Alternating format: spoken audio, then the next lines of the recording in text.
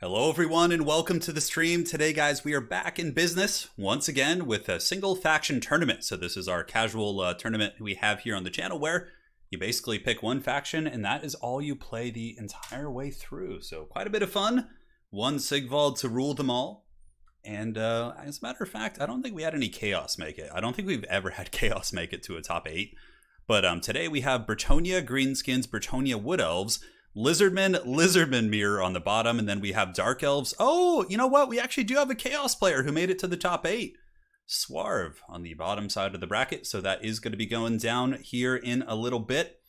Thank you, Plessy, for the donation. Just walked my 2 dogs in the pouring rain. Truly miserable experience, but coming back to a stream is a blessing from Valaya. Hey, I got you, man. Cheers. Hope the little pooches didn't mind the rain. And now we are going to be jumping on over to our first match of the day here. And let's load into the tournament. Looks good here. It's going to be the Viking facing off against Prussian Prince.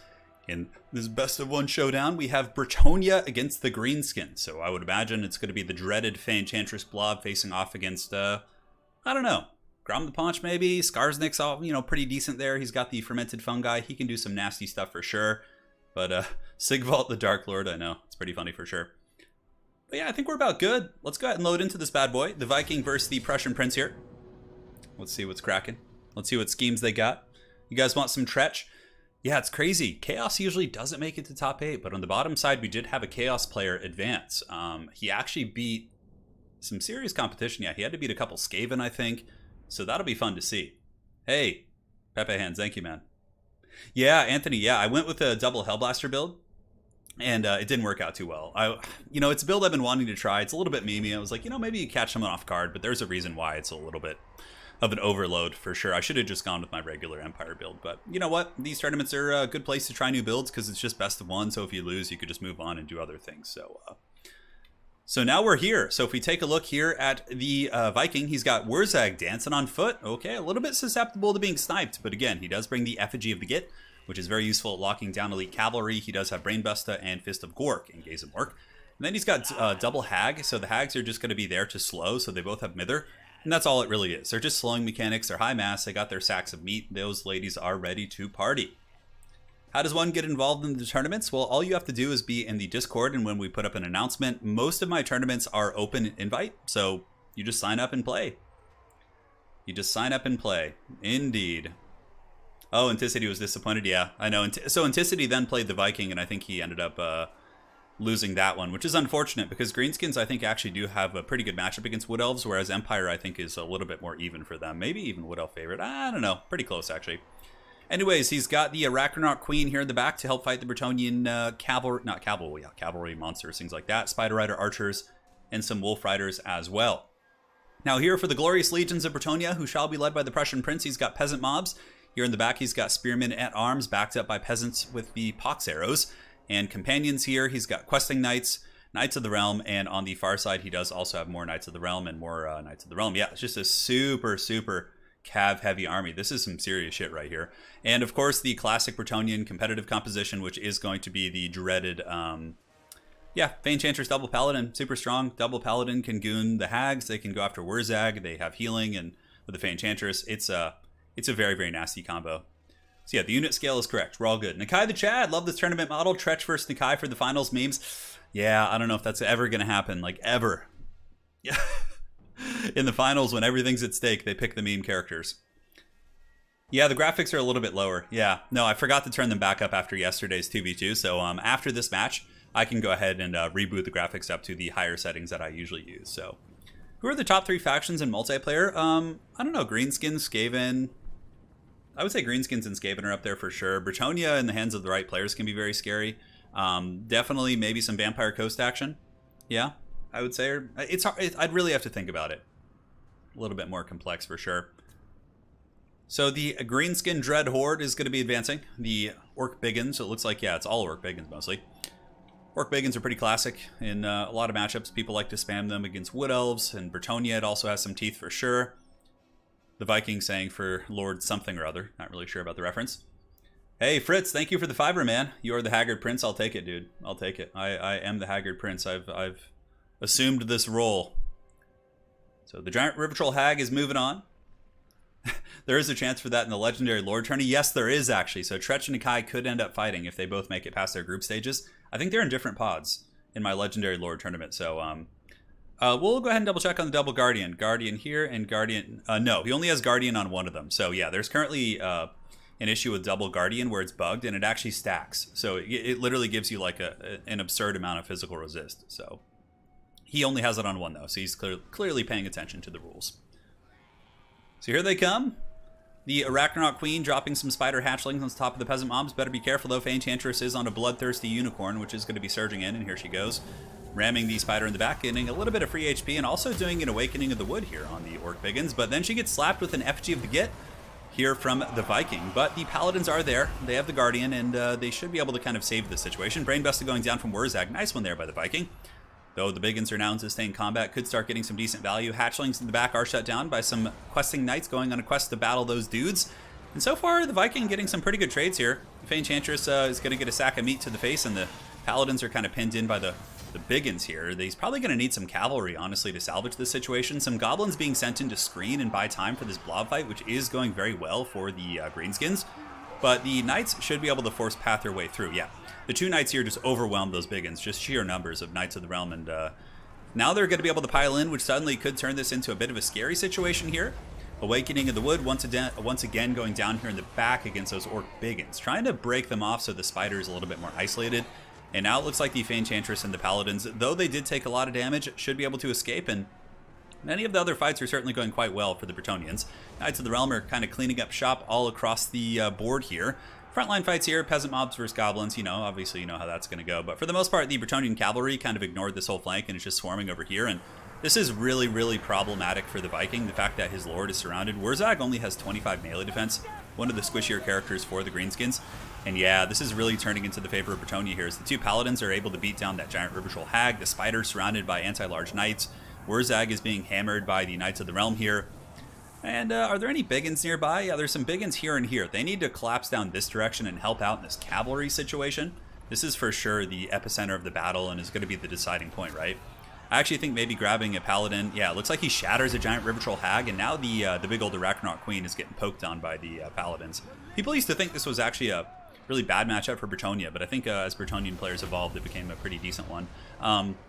One thing you do often see with Greenskins is Blackworks. Blackworks can be very tough for the Bretonnians to remove without questing knights, but nonetheless, Footzag is certainly a risky pick, and right now he is being made to pay the Troll Toll here on the ground. He does have Fist of Gork and get back here, also does have some Spider Hatchlings to give him a little bit of buffering. The Spider's trying its best to fight back, but the two Paladins with the healing of the Fey Enchantress, it just seems to be a little bit too much. Why is everyone saying hello? You guys are making me feel like the stream is crashing or something, giving me some anxiety here, but the spider's going down. Wurzag might be able to get out of the situation. One hag is shattered. Biggins, of course, piling in will be quite nasty here, but I don't know if there's going to be enough to deal with the Fey Enchantress Paladin Hammer. The problem is, and the winning key for Bretonnia is basically if you can kill the anti-large elements like the spider and the hags, the things that can really pick off the Paladins and the Fey, then you can just Mortis Engine everything else down, and there's not a whole lot the Greenskins can do about it without those fighting elements here in their army. So here they go. You can see that the dreaded Knights are going to be charging in, Knights of the Realm right here, and in the back we got Morgubs, Magi Marauders, and Spiders still doing a little bit of poke. And Wurzag finally is able to escape, which is certainly a nice leeway here for the Viking. Looks like there's going to be a Fist of Gork going down to the Biggins to help them bump and grind here. The other hag is being focused very heavily as the spider does actually go down. So the Arachnaut Queen has paid the final price and is going to be going, while the Giant River Troll Hag with Power Stone active, trying to get that Winds of Magic, is going to be getting taken down by the Paladins. And with that, the Hordes of Bretonnia are going to claim victory over the Greenskin Wa. So last week we had a Greenskin victory with the Master Satsuma. We will see if the Greenskins can have any other champions in top 8. I don't think they do. I think that was the last vestiges here of the Greenskins. And yeah, there you go. Well played. Really solid stuff. You know, it started off a little bit rough for Prussian Prince with his cavalry kind of, not cavalry, but his hero squad taking a lot of damage. But in the end, he got the good countercharge, was able to break the support. And yeah, Biggins, though they can do well, I often find they just kind of buckle to cav charges, and then Fey Enchantress Mortis can get rid of them too. Yeah. GG, well played. Both players played great. Viking had a good run today. He beat myself and Anticity in today's event. Certainly had a really, really good run, but in the end, the Dreadlord Prussian Prince and the Bretonnians, the Fey Enchantress Paladin Blob, is going to be advancing. And yeah, good value on his cav. Really good flank overload. He took most of his army and just like loaded it to one side and really was super top heavy. Like on the top, you had Orc Biggins fighting like peasant mobs while all the Bretonnian cav was like hammering that one position. So Ice Power says no more Greenskins, thank Kane. Oh, that's so funny. Hey, Rubber Duck. Cheers, man. Pleasure to have you in the stream as always. All right. And sounds good. So now we're going to get this next game all set. Well played to those two gentlemen. So Sigvald, the Dark Lord here, will reign on the screen while we prepare the next match.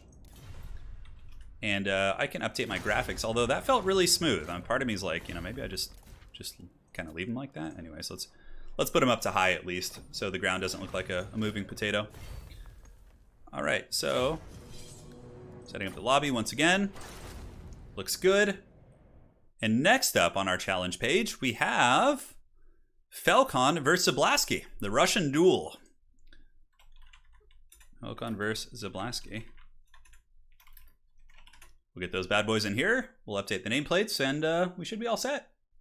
Satsuma wasn't able to play today. He had some stuff going on in his personal life, if I'm not mistaken. So, yeah, well, he'll be back for sure. He won the last two, which is certainly very impressive. So as far as what we have left today, looking at the current scorecards, we can actually go and look at the brackets here real quick. And let's take this and go to the web browser. Yeah. So Prussian Prince has advanced here. And then we have Falcon versus Zablasky. So that's Bretonnia Wood Elves. And then down on the bottom, we have Energized on Lizardmen facing off against a Lizardmen mirror match, which is pretty hilarious. Both vampire counts actually eliminated here. Lizardmen. And then we have Dark Elves here versus Chaos. This is a really cool side of the bracket, actually. Some serious underdog factions here in the Dark Elves and Chaos, which is it's a shame they have to fight each other, but you know, I guess it gives them a better chance of advancing, I suppose. You know, one person's going to advance regardless, but this is the current kind of landscape here of the grand final. So there you have it. All right, so Zablasky is in the lobby. Falcon will be joining up soon here, and we'll get this party started. So Zablasky will be on the left side, and Falcon will be on the other. Falcon out to prove that the Fey Enchantress is OP, and he wants to show it to the world how disgustingly powerful she is. And he's going to try and win to make a point. So we'll see if he can. Now we load back here. And we need to make Falcon's aim a little bit bigger, because that was a little bit undersized there. We're all good.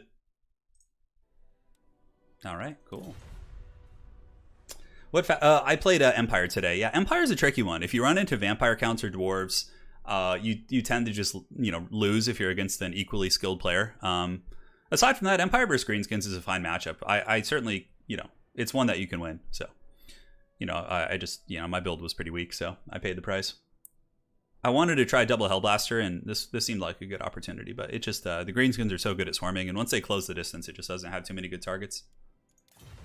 Yeah, Viking played very well. Yeah, Spider Rider Archers, Simone, are really good for sure, because they're really good at counter skirmishing, and also in melee, they're pretty cost effective, not because of their good stats, because of their poison. Anthony Riley, everything's good, man. I see you got Admiral Akbar there. Yeah. Yeah, Fey Enchantress is really strong, for sure. She is very, very powerful. So we got to pick the map here for these two gentlemen, and we can do Summer Song. I feel like these guys always end up fighting. Like Falcon and Zablasky in so many of my tournaments and ECLs and various other formats have like always found their way to each other. I don't know what it is. Lewin is really good too. Really, really good as well. Yeah, Ben the Barman for sure. Against Greenskins, I have a pretty solid build that I've won. I used it in the Chinese tournament and was able to go undefeated with it against Greenskins, and then I also played it against Anticity the other day with pretty good success. It's just a Volkmar, 2 Great Swords, Sigmar Sons, like 3 Handgunners, and then like some Knights of the Blazing Sun and Empire Knights with a Netcaster. Yeah. Yeah. Yeah, no worries, Viking. You had a really good run today, man. You took down some serious competition, and yeah, it's tough. It's tough. I should have focused more on the blob fight. Yeah, for sure. If you had your other like biggins over there, Viking, I think you could have had a really, really good fight. But he definitely just had way more value fighting over there, while your other biggins were like up on the high ground doing some battle. Yeah. Welcome again to the stream, guys. Oh, by the way, a little correction about the Guardian bug. Basically, it becomes map wide. It doesn't stack. Oh, okay. Oh, it becomes a map wide buff? Well, that's pretty good. Jeez. Yeah. Cipe, you've only missed one game. We're in the second game today. We now have the Wood Elves versus Bretonnians. We've had 2 Bretonnians in the top 8 today. We have Prussian Prince, who of course advanced on, and now we have Falcon playing Bretonnia against Zablaski. Zablaski is certainly one of the masters of very cunning, sneaky Wood Elf builds. We of course saw him using the double invisible dragon build on the channel a while back, which was hilarious, and I would be so excited to see him try and do that against Falcon. Man, oh man. Have you seen Battle for Middle-earth Reforged? Yeah, I've seen... I mean, is there new news about it? Because what I've seen was like 2 months ago. Yeah. But let me know if there's something new. If there is, I'm 100% going to cover that on the channel. It's an RTS game. It has a competitive element to it. It's really fun. And it's freaking Lord of the Rings. Come on. So we'll definitely cover that when the time comes. We will definitely do it. So here comes the battle for the fate of this map here. It's going to be Bretonnia. Oh, Zablaski's doing it. Oh, dude. All right, guys. This is the Zablaski special. You're witnessing glory here. So basically, you go double Forest Dragon. Then what you do is you get a Spellsinger of High Magic to Tempest down any flying Bretonnian units. But more importantly, you use the Loix Shroud to make your dragons invisible. Then you sneak up on Peasant Archers and breath attack them. It is so funny. It is so funny. Oh my god, I'm so excited for this. So on top of that, it's a little bit, it can be not so fun to watch at times, but I think seeing him try it against someone like Falcon is going to be super interesting. So he's got Eternal Guard, Zotes in the back, Glade Guard with the Hagbane Tips, double Hawk Rider, and then of course he Spellweaver, so Spellsinger, Spellweaver. And now for Falcon, very traditional. It's going to be Peasant Mobs, a million Peasant Archers, and a bunch of Cavalry. Grail Knights, Knights of the Realm, and the Defenders of Flare d'Elite.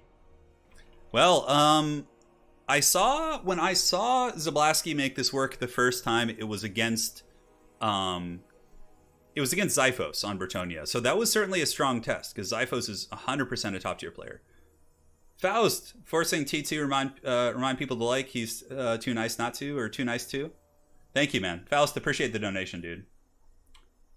Yeah, the Invisible Dragon build. It'll be interesting to see how Falcon handles this, because I think I showed it to Falcon at one point, and I don't know what he thought of it. I think he was like, oh, I could probably handle that. So I can't remember what he said exactly. Yeah, this should be very interesting, though. Vicious Satsuma says, God, I hate Wood Elves. Yeah, these kind of builds can really make you hate life, for sure. Like, having to play against this is not fun as Bretonnia. Like, not fun at all. But, you know, it's also not super fun playing Wood Elves and having to run from like a million cavalry units just charging your archers down. And your infantry can't really stop them either terribly well. So, yeah. Satsuma, man, we're missing you in today's stream. Hopefully we'll see you next time, dude. You got a belt to defend, dude. Somebody's going to take it today. Yeah, it's a wild build. So basically what Zablaski does the entire game is he just snipes the archers. So look, these dragons right now have Loix Blessing, so they're technically unspottable and invisible until they get like right next to you. It's just straight up absurdity. So these dragons, that dragon is now visible, so I think Falcon can see it. Let's see how efficient his dodging is. It looks like the first dragon is going to be dropping a breath attack down this way. Yep, those peasants are done. So they're going to get Shrek'd. Oh god. And then the other archers down here, more or less the same thing happens. Yep. That's like not perfect, but he still got great value on those. So now he just pulls back, he uses his ammunition on his Glade Riders with the Hagbane Tips, and he just cackles and waits for those breath attacks to come off cooldown. Oh my god. Oh my god, this is just absurdity. Absurdity here. So Peasant Bowmen now shooting, and now the Wood Elves just kind of fall back and they keep shooting at the Peasant Archers. Because that's the whole thing, right? You kill the Peasant Archers, then your Air Force has complete dominance, and you probably want to save some breath attacks for the late game here, but I'm really curious to see if Falcon's going to be able to handle this. And yeah, you can see Falcon like the herder here, trying to be like a sheep herder and rescue his Peasant Archers, but there's no way. Zablaski should be able to get those off. And the Hawk Rider shooting and proper dodging here with the superior cav mobility, like Falcon is basically going to lose all of his Peasant Bowmen. Yeah, this build is really foul for sure, but I'm glad we're getting to see it because I wanted to see if it would work against, you know, someone with Falcon's level of micro. So in this case, the Peasant Archers are being escorted off the battlefield by the dragons and the Hawk Riders and all these different things. The archers don't trade as well as you'd think, because like if with proper repositioning, the Hawk Riders and different units can just like move around and usually get out of the way, and then like come in and strike again. The peasants can't like relocate. Oh man. So here the Spellweaver of High Magic blasting what appears to be a Soul Quench, but it doesn't do that much because the Peasant Bowmen turn to shoot at the Spellsinger here. Now, even if you do get all this value against the Peasant Archers, there's still a big chance that in the late game, the Wood Elves lose to the Grail Knights and the other elite cavalry units, but Zablasky has practiced this build, and I think he's going to be quite good for it. Although, you know what? That Forest Dragon's taking a lot of damage. Big breath attack coming in. Falcon does dodge it. A little bit. It would have done way more damage if he hadn't moved. I'm not sure if that was a dodge or just a move order to go shoot those Glade Riders. I think it was a move order. And it looks like that Peasant Bowman in the back is going to be escorted off by the Dragon. They're not coming back despite the Grail Knights. Like, hey guys, come back and fight. I swear we'll protect you this time. We will see. And honestly, you know what? The Bretonnians aren't trading bad here. The Glade Riders are kind of beat up. One Dragon is quite heavily damaged. The Hawk Riders have taken some work, and so has the Spellweaver of High Magic here. So clearly the little efforts of dodging and juking and all these different things here have paid off to an extent, but we'll see as the battle does continue to rage on. Yeah, since you showed it on YouTube, a lot of people copy it in quick battles. Oh, that's unfortunate. Yeah, this is certainly not a fun build to play against, but, you know, in the higher levels, competitive stuff, you know, a lot of builds aren't fun to play against, right? So it's just well, it depends. It depends on what you consider fun and stuff. So the Peasant Bowmen here getting blasted pretty good, like, you know, yeah, they're getting it, but they are returning fire, and I don't know if Zablasky's doing enough damage, to be honest. It feels like Falcon's holding this. Ammunition is going to start running a little bit sparse. There is an Earthblood going down there as well, and that Earthblood is going to be topping off, you know, many of those Peasant Bowman models. We'll give you food. Yeah, they're like riding after the peasants with like shanks of meat. Like, come on, come back and take these arrows for us so us glorious knights don't have to take the damage. So far, the Glade Riders kind of sitting on the wings, just chilling, doing their thing. Hawk Riders, of course, shooting, and it looks like there's going to be another breath attack coming in from the big dragon here as the poor Peasant Bowmen get roasted pretty bad. Yeah, there they go. Here comes more shots coming in, blasting up into that Forest Dragon. This is not good for Zablasky. That is a lot of damage, and all he has to heal with is Apotheosis. It's not like there's regrowths or big fat healing available, and now it looks like the Glade Riders may be thinking about coming in to charge. No, they're just going to shoot into the side here and blast into these dudes. So here it goes into the Peasant Bowmen. Dragons, you know, this dragon's actually shaken. That is not good for the Wood Elves this early, because they still have to take on all these Grail Knights, and all he really has aside from that is like a Spearman and a Zote here in the tree line. So yeah, just over 300 models. Pretty funny, because the limit for models in battle and tournament is 300. So if you're playing in a tournament, you have to have 300 models in your army if it's under the banner rules. Every tournament league has different ones, but this one just barely gets by the rules here. So yeah, they're, like Zero said in chat, they're using a lot of resources just to kill peasants, that's for sure. And there's still actually a fair amount of peasant archers. There's these two, and then this one, it looks like they're still going strong. Ammunition is running a little bit bare, but I'm curious when Falcon will actually advance. I mean, I guess there's not really too much of a point. You pretty much just have to wait out the ammunition here with a build like this. Hawk Riders flying overhead. Glade Riders in the back are just kind of pulling back and looping about. If Falcon does leave the Peasant Bowmen undefended here, the two Glade Riders could certainly ride them down. You can see one Peasant Mob here actually able to catch and chase those Glade Riders, which honestly could just charge and probably kill them. It's hard to say. So many of the Peasant Archers are on the route now. Will Falcon's cavalry be able to carry the day? Maybe so. Also, guys, if you're a little bit new, Bounce of Power is also affected by ammunition. So units that have ammunition, when they run out, that does also affect the Bounce of Power, right? Because that's a massive portion of that unit's particular power level. But at this point, I think Falcon's more or less out of ammo. Or peasants, excuse me, not ammo. And I think all the archers are going to be escorted off the battlefield. And the curious thing is, what gets targeted next? Does he start shooting Grail Knights? Does he start shooting at the Paladins or the Fey Enchantress, trying to snipe those characters? We will see. We will see indeed. And yeah, the Knights of the Realm trying to herd and corral these peasant archers, offering them, you know, sustenance and food and perhaps a promotion to a squire to come back and fight. But it looks like they're not taking those bad boys. And here some peasant archers on the edge actually do come back, which is pretty nice for Falcon. They're going to be able to sit and shoot at that dragon. Over here, these peasant archers are done for. There's no way. Peasant mobs are now pulling back, and it looks like the Zotes in the tree line are just going to be chilling out. Ammunition, though, running a little bit bare. He's got about half on these guys who've mainly been doing some melee skirmishing over here. And these ones are, of course, not super pretty on the ammunition department as well. So really with Wood Elves, with this style of play, you really want to make sure that all of your ammunition is being used efficiently on proper targets. There's only one Peasant Archer left, so at this point, Falcon might as well just sit in one spot and just kind of take it like a champ. We'll see. Hey, thank you for the birthday wishes. Though it is not my birthday, I will take it. I will take it. So it's going to be a long game. We're already at the 8-minute mark, more or less. The Wood Elves are now approaching. They're just going to be trying to shoot the Ground Knights, probably with all their ammunition. I don't think the Fae and the Paladins are going to be the choice target here. And now the Bretonnians are just kind of pulling back a little bit, reorganizing their forces. Also, you want to make sure you don't leave like peasant mobs just kind of standing around, because the dragons can go in and just feast on them. Ooh, one Peasant Archer actually came back here for Falcon. Going to be shooting up into that dragon. Probably do a couple hundred HP damage, potentially. Maybe apply some poison. They are pox arrows? No, they're not. So it's just going to be some standard damage. I know, what a haggard battle indeed. Yeah, I think there's too many cav. Like, I don't know if he got the damage he needed. Although here you can see some Knights of the Realm are getting worn down. So now Zablasky, knowing that there's no Peasant Archers left, really. He's just going to be using his ammo to shoot Knights of the Realm and Grail Knights. Grail Knights probably the best bet. Now he's going into the Grail Knights here, getting some decent damage. And you know what? Those units are getting a little bit beat up. Falcon, of course, has no idea where the Zotes are or the Spearmen, which are hiding on the other side of the map. But yeah, it'll be close. It's going to be a close fight. Oh no, you can't let this happen. Oh god, the Grail Knights get breath attacked so bad. Ouch, man. That's what happens if you sit still for a second. You got to be watching all that. I think he was like microing over here. And it actually looks like he gets a catch. Looks like the defenders of Fleur de Lis are able to hammer into the Glade Riders, maybe break them. All right, that's nice. Usually Bretonnia can't catch much in this matchup. But the breath attack quite strong. Took out a ton of Grail Knights. Probably gives Zablasky a little bit of a fighting edge here as the Bretonnians do pull back in.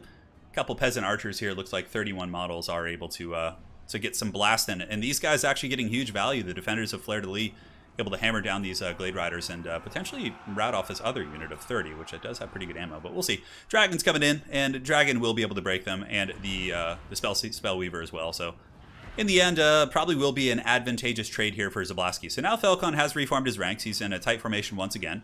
His army very, very tattered here, but ammunition on the Hawk Riders is about empty. He's got Grail Knights at full health here, which is going to be quite nasty for sure. Definitely a very ferocious force. That was a big oof indeed. The breath attack on the Grail Knights, but you know, you can't manage everything. There's a lot going on here in this battle. And now you can see all the Glade Riders are going to be using the last of their ammo to shoot at the Grail Knights, who of course do have bronze shields. And with Fae Enchantress healing, they should be okay. Probably grabbing your 3 Knights and just dropping some Earthbloods here would help keep a couple models alive. And once he does run out of ammo, basically what's going to happen is he's going to have to emerge the Zotes and the Eternal Guard from the tree line here, and he's going to have to do some good old scrapping. We will see. We will see indeed. Hawk Riders are officially out of ammo. Hawk Riders actually do have good AP in melee. A lot of people don't know this, but if they like rear charge a cavalry unit that's fighting some Eternal Guard or something, they can actually kill it pretty quick. Zotes do have the bonus first large, but they will not hold up to a Grail Knight charge terribly well. And here the Glade Riders are, yeah, it looks like they're circling about, maybe just getting ready to shoot some cav, or we're not really sure. Here, these ones are now going to be turning and shooting into this blob, and Falcon does get a heal, but I think he takes some overcast damage, although Faye does have magic resist, so she like barely takes anything from overcast, which is pretty funny. Nice overcasted Earthblood. It kind of pulls the balance of power back to the middle, so you can kind of see how the ammunition getting low is a huge variable here in this battle, as Falcon does dodge a couple shots, not taking any casualties there on those Grail Knights. Also, the 2 Paladins are still healthy, as is the Fae, so that's going to be a tough bump and grind. But the really good thing about this, yeah, Zotes do have magic resist too, I suppose, if I'm not mistaken. No, do they? No, they don't, but they do have magic dampening. The magic damage is nice for circumventing the physical resist on the Grail Knights. That's pretty cool. The one good thing about this game going so long is it allows more people to join the stream and make sure they don't miss later games as well. How to remove your opponent's agency 101 here. Yeah. Yeah, it's going to be interesting. I still think Bretonnia is in a pretty good shape. These guys are about to use the last of their ammunition. And there goes the Glade Riders here. It looks like they have a couple shots left. 1 here and 4 volleys here. These ones are basically just chilling. And look at this. This is a very ballsy dive here. Man, I think that must have been a misclick by Zablasky. Yeah, that's a disaster for the Wood Elves. You can't afford to do that in this matchup. So he just threw a bunch of Hawk Riders down to their doom, and now they're just going to die. Like, that's a really, really big loss for Zablasky. Like, Falcon probably has a full chub right there. Just like, oh, you want to give me 800 gold for free? I'll take it. Man, those Hawk Riders just dove some Peasant Archers and died. Ouch, dude. That's really, really painful. Like, the little things like that. You need those Hawk Riders for the rear charges and to, like, really, really hammer the cav once the dragons are engaged. But in that case, pretty nasty for sure. Pretty nasty indeed. So this is the Haggard final battle. Look, you can see that we do have the Zotes and the Eternal Guard coming out, and yeah, this is the dreaded final fight that we've all been waiting for. Oh yeah, they Leroy Jenkins for sure. Rubber Duck of War for sure. That was a Leroy Jenkins moment if I've ever seen one. So here comes the Wood Elves for the final fight. I really don't think they're gonna have much of a chance. Unless Falcon makes some drastic, like huge mistakes and lets the dragons like breath attack his Grail Knights in a blob again. I don't know about the breath attack situation. I think there's at least one left between the two of them. Couple shots going in. Glade Rider's about to run out though. They only have a couple. Hawk Rider's pulling back. Yeah, he probably assumed that the Hawk Riders had ammo and then gave a shooting order, but they didn't, so they just moved in and attacked in melee, and that's what happened. So here comes the Glade Riders. They're ripping a couple shots here and there. Falcon just moving forward and just like, all right, man, I'm ready when you are. You can see the Zotes and the Spearmen are going to be moving in. And yeah, this is it. I mean, anything could happen. There is some RNG with the big dragons. Like, if they're able to goon something out, like the Paladins, for example, that would be pretty huge. So Falcon getting a full surround. He's like pulling his cavalry around. He's not committing to the fight. Now he's just going to send in the Fae and Paladins. And then when the dragons land, he'll then hammer in with his cav. He's going to make the first move be taken by Zablaski here. Knights of the Realm probably going to move in as well.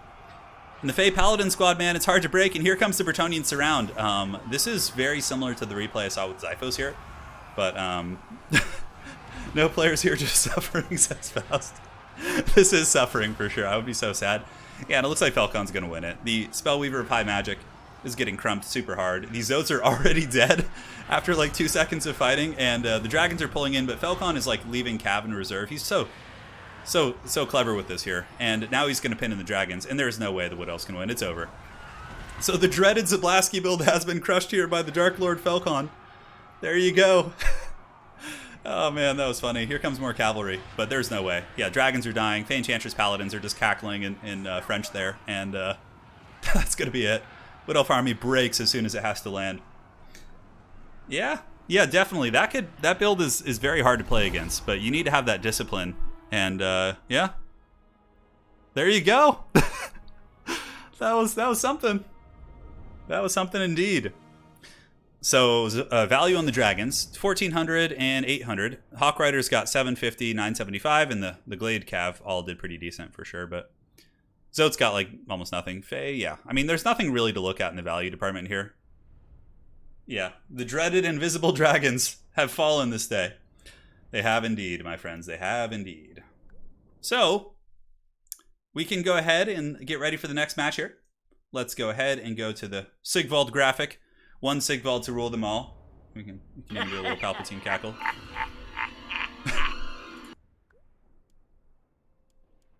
The Knights are nuts. All right. So next up here we have. It's gonna be. Oh my God, guys! We have a Bretonnian mirror match in the top 4. It's gonna be Prussian Prince versus Falcon on the top. Now we have Ice Power versus Swarv. So let's tag those guys.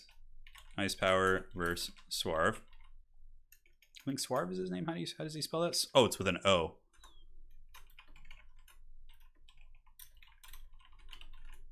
All right. Let's get the next 2 gentlemen in here. And we'll hang out until then. Zablaski lost the game of the floor is lava. Oh. Do you have a Necromancer cackle? I don't yet. No, I don't. I have a couple. I have the Gelt speech. I have Franz saying some shit. I can't remember which one is which. Let me see here. Yeah. This action does not have my consent. Yeah, Zachary, I'm trying. There's so many replays and events I'm trying to stream. Yeah, but tomorrow I'll probably do a stream as well and do some replays. I'm not sure. The Bretonnian mirror will be interesting at least, because at least it's kind of like watching a historical title, right? So, yeah, I don't know. That's going to be good. So Steam. And now we can go ahead and invite the players. So we have Swarv, who I believe is on my friends list. And then he's facing off against Ice Power. Druki versus Chaos. This is actually cool. Like, yeah, I'm excited for this. This is going to be fun. I am excited. So Ice Power's in here. Let's go ahead and get the scorecards ready. Ice Power and Swarv. Very cool. Now we'll switch back to the battle lobby here. We're all set. Thanks again for joining today, guys. It's been a pleasure hanging with you all. And for this map, we will do... Yeah, I gotta check out that document to pull from some maps that I don't normally do. Probably a medium-sized map is fine. We can do like Karek, Buffdar, or something. That one's fine. Map set. Good luck, have fun. So yeah, Dark Elves, we got the Druchii versus the Warriors of Chaos. Certainly some relatively uncommon picks here. Should be fun. Andrew King, thank you for the $5 man watch. Please stop the mirror match. You know you're excited to watch two Fey Enchantresses ramming each other with their unicorns. That's what it's gonna be. That's what's gonna be happening there. And then they both have like magic resist, so it's even more of like a limp noodle fight. It's gonna be the dreaded Mortis fight. Yeah. There's gonna be Fey double paladin probably on both sides, like most likely. Yeah. Imagine the hunger levels got to be pretty high for sure. Hey. Good luck, lads. We got Ice Power versus Swarv here on the bottom side. Warriors of Chaos against the Druchii. So Sensei, if you want to join these tournaments, all you have to do is join up in my Discord, and when I make announcements, you just get in there and play, dude. That's it. Anyone's welcome. You just got to follow the banner rules, and that's that. That is that. Two Phase Mortis. Yeah, they would Mortis engine each other, correct. Yeah. The most chivalrous battle. I almost want to like switch them so they don't have to fight a mirror match. Like just like put one of them down on this side, but it's fine. It's the way of things. So it looks like Swarv is ready. Ice Power is ready. I would imagine it's going to be Scourge Runners and Repeater Crossbows facing off against like Marauder Horsemen and maybe a Hell Cannon. Wob away, that's funny. Yeah. A most chivalrous battle indeed, my good friend. A most chivalrous battle indeed. Now we load into the fight. Should be good. I'm excited to see some Druchii and Chaos here in the Grand Finals. I feel like I got to start playing Chaos again. They're a really fun faction. And they're only going to get better, too. You know? The Chaos is... Got to get back on that horse again. Chaos used to be one of my main factions in tournaments, and I've been playing so much Empire lately. It sucks to play Chaos, though, if you run into, like, Vampire counts. It's a pretty bad feeling. Yeah, that one doesn't feel good. Hey, Andrew. Glad to hear that, man. Glad to hear that. You should send me a picture in Discord. I don't know if I've actually seen a picture of one in person, aside from the one we have here in the house. Yeah, Fran should teach consent in high school health classes. Yeah. Certainly not a bad idea. All right, so just like we predicted for the Dark Elves, it's going to be Marathi, double Feral Manscore, triple Scourge Runner, and then he also has what appears to be, I think, 3 Repeater Crossbow Cav. Yep. So he's got 3 and 3, and the rest of his army is going to be just cheap Dark Riders and Chaff and a couple Spear and Sword units with the Manticores and Marathi. So this is like a classic Dark Elf army. Just like soften them up with these Scourge Runners and, you know, do their thing. Got to get back on that mini Chaos Pony. I know, Hadries, I do, man. I do. I feel like I've forsaken the Dark Gods. So friendship ended with Dark Gods. Sigmar is now my best friend. It's because I've been painting an Empire tabletop army. Swarv beat Vampire Counts today in this tournament with a 5,000 value Archeon. Holy shit, he must have gotten some burning heads. Yeah. So Chaos Marauders backed by some Chosen, actually. Okay, we got Chosen, we got Mirror Guard, we got 4 Marauder Horsemen, 2 Warhounds here on the flank, Dragon Ogre Shaggoth, and Chaos Warriors with great weapons. So he's got some counter skirmishing for sure. It's going to be pretty damn annoying to try and catch this army. Who is his lord, by the way? It's Archeon the Ever-Chosen. Oh, yeah, look at that. That's the business right there. Archeon is here for blood. A pretty damn big HP pool for a horse character. He's got like 5,200. Well, let us know in chat. What are your predictions? Are you here for the Dark Gods? Are you all about them whips and lashes and cane and all that sort of nasty stuff? Do let us know in chat. Okay, what do you think will happen first? Corona Pandemic and or Warhammer 3? I think we'll probably get Warhammer 3 before it's like fully over. But you have to define the ending parameters for the pandemic. Like, are we talking like completely gone? Like more or less like, you know, or is it still like kind of hanging out and lingering or, yeah. So you have pictures of your tabletop armies. Navarro, I do have my Death Guard and Chaos armies up on YouTube videos, but I haven't, my Empire army I just started painting. We have 3 Demogryph Knights finished, 2 State Troopers, and then like a Wizard, a Death Wizard. So I'm still working on it. I'm gonna wait till I finish my my Karl Franz as well, and then like I'll put the army up as well. Yeah, so we'll see. Chaos. So no matter who wins here, they're gonna have to fight the Lizardmen, which I suppose neither player really cares about. I suppose both of those are fine here.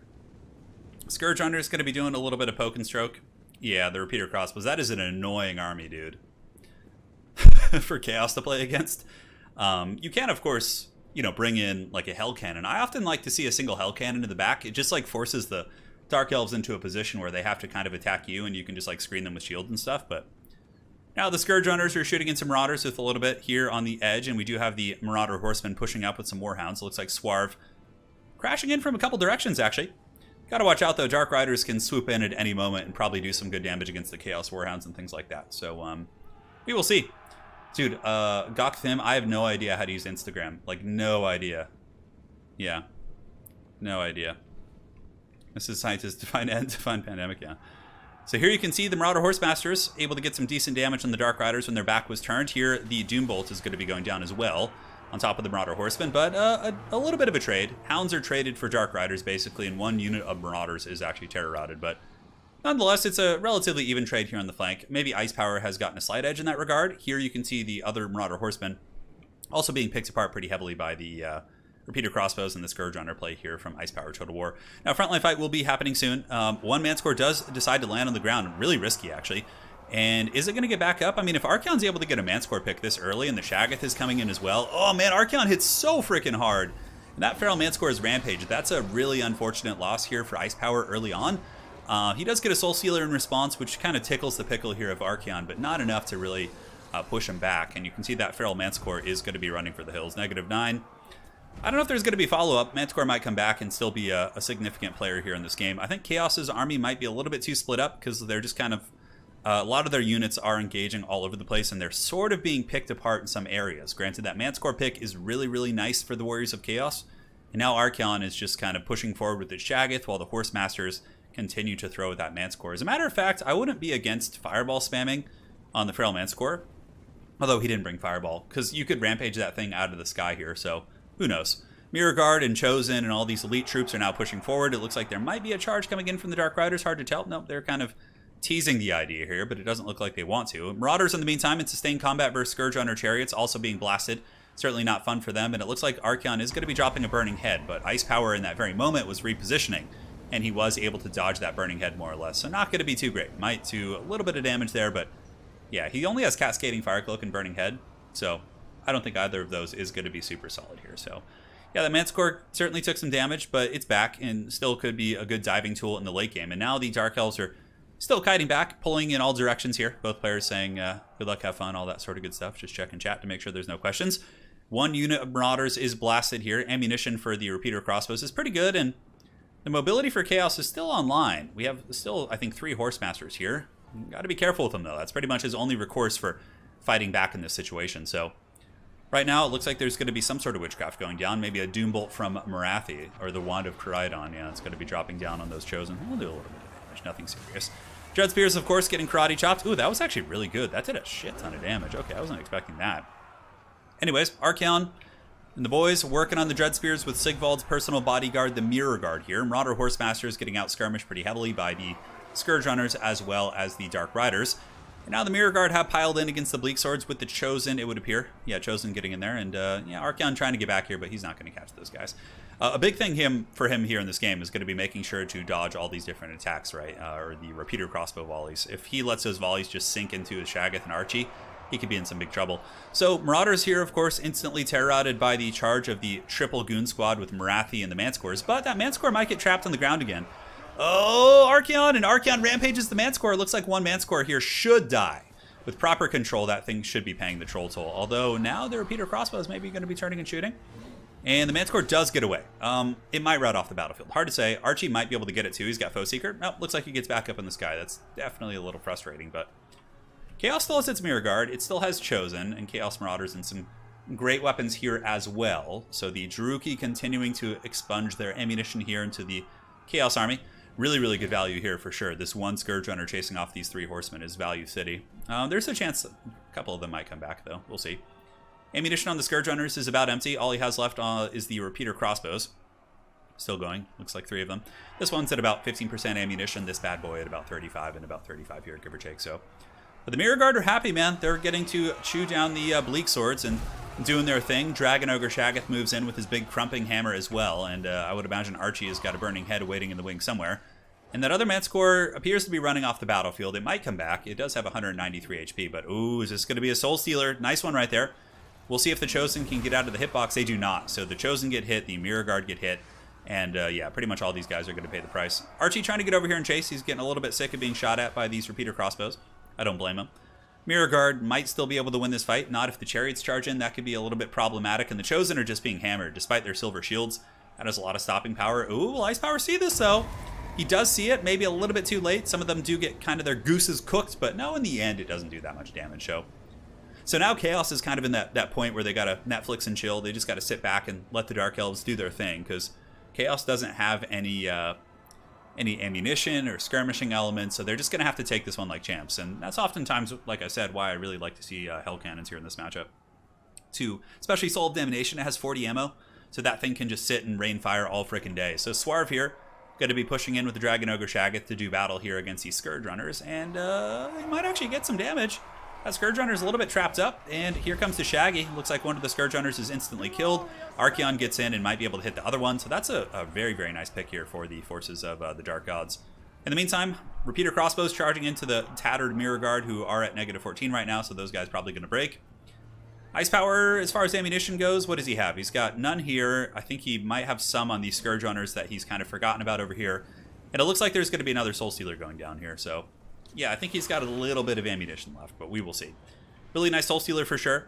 Even though the bounce power is very, very Dark Elf favored, a couple good attacks from Archeon and the Shaggoth could potentially turn the tide of the game, as long as they have some infantry left and they're not like fully surrounded being cycle charged. We'll see. So Scourge Runner Chariot being hammered down right now, and now it looks like the last of the ammunition is being used. These repeater crossbows here, we have 2. We have 1 right here, and it is going into the Shaggy. Archeon's going like a champ though, man. He's ready to try and bring this game back. Ooh, another burning head going in. Man, I bet he's really wishing he had Fireball this game. Fireball would be so strong. Like, just shooting that Manticore the whole game. The other Manticore probably would have rampaged and died by now. So the blob fight is here now. Dread Spears have moved into combat, and you can see Archeon and the Dragon Ogre Shaggoth, you stand your ground to buff up the Chaos Forces here. And yeah, now they're just bumping and grinding, man. Burning Head certainly would have been pretty nice here, too, against the Dread Spears, but it looks like the Manticore might dive in here. It's hard to say. Marathi's pretty good in combat, too. She's got 55 melee attack, 340. Really solid bonus for Slarge. So diving in with Marathi against the... it's probably what I would do, is grab Marathi and the Manticore and charge into the Shaggoth here. But, you know, again, he's a far better Dark Elf player than I am, so I'm not going to give him any advice. But the Dragon Ogre Shaggoth here are going to be getting ripped with a Soul Stealer, and that's going to be a really, really big value. Nuking these 2 valuable characters here. Archie really needs a Burning Head. Like, having one right up this pipe here would have been so good. And Marathi also debuffs the melee attack, so that's going to make Archie a little bit less effective, and that is going to be army losses. And that's a very clinical Dark Elf play right there. Use your Scourge Runners, Repeater Crossbows, and then come in for the kill at the end. Dark Elves, like, as an overall faction, do have less, like, HP and are a little bit squishier, so you kind of have to play them that way. But, yeah, it was good. Manticores didn't get too much value, 200 and 100 on that one. Marathi got about 2,000 from the Soul Stealers. Repeater Crossbows were great. Scourge Runners were great. That's pretty much all to really focus on. Archie didn't do bad, 600. I mean, I guess he hit the Manticores and was disruptive, but I think he needed like a Fireball or something, and a little bit more cautious with the Horseman play. But yeah, it was a good game. Well played. Well played indeed. GG, well played.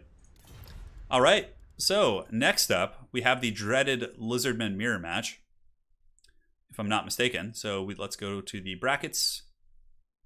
Advance the Dark Elves. Dark Elf versus Bretonnia. That should be interesting too. Falcon does stream. Yeah. Not super often, but at least once a week, right, Falcon? I think so. So now we have Energized. All right, so let's do it. Versus Assassin something. See if they can see the lobby. We'll get this party started. 666 value from Archeon. Extremely metal, dude. I like that. That's really funny.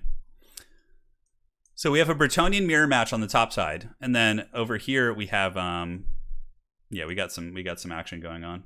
All right, so let's go to the intro graphic, get this next lobby set up here. Energize should be coming here in just a moment, and we will see what we can do. Make sure they're here. You're up.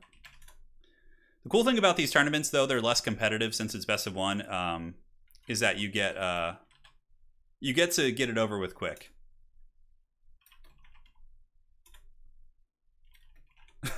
They're fast. It's not gonna take you till 3 in the morning where you're suffering. Of course, on Saturday, this Saturday, we are having an ECL tournament, so that's going to be your traditional format. So stay tuned for that. I think we have about 60 people signed up so far, so that should be quite a bit of fun. And let's see who is in the lobby. We got Energized. I might need to add the Assassin Gentleman to my friends list. We will see. So Energized is going to be left here. And we'll just put Assassin for now. And now we can load back in. Looks good to me. Very good. All right, it's Carrick Ungor. I mean, it's a Lizardmen mirror, so the map doesn't matter too much. Hey, Kakashi Sensei, arigato for becoming a new member here on the channel. Welcome to the Dukes of Haggard. If you guys are looking to join the Dukes, you'll get roundhouse kicked in the face by Chuck Norris to bless your entry into the sacred union. Yeah. It's fixed faction, so you just play a faction. Yeah, you can switch every single match. Like, it's best of one, so the tournaments go really quick. Yeah. Why is Sigvald wearing the Sauron costume? Yeah, it's one Sigvald to rule them all. It's just stupid. There's not really any reason. My thumbnails are just kind of absurd, so. Yeah, in Warhammer 3, you want a Chaos Cultist that could be sacrificed to summon a demon. That'd be pretty cool. Like some sort of a summoning mechanic for demons. That would be really, really neat. Send me friend ID.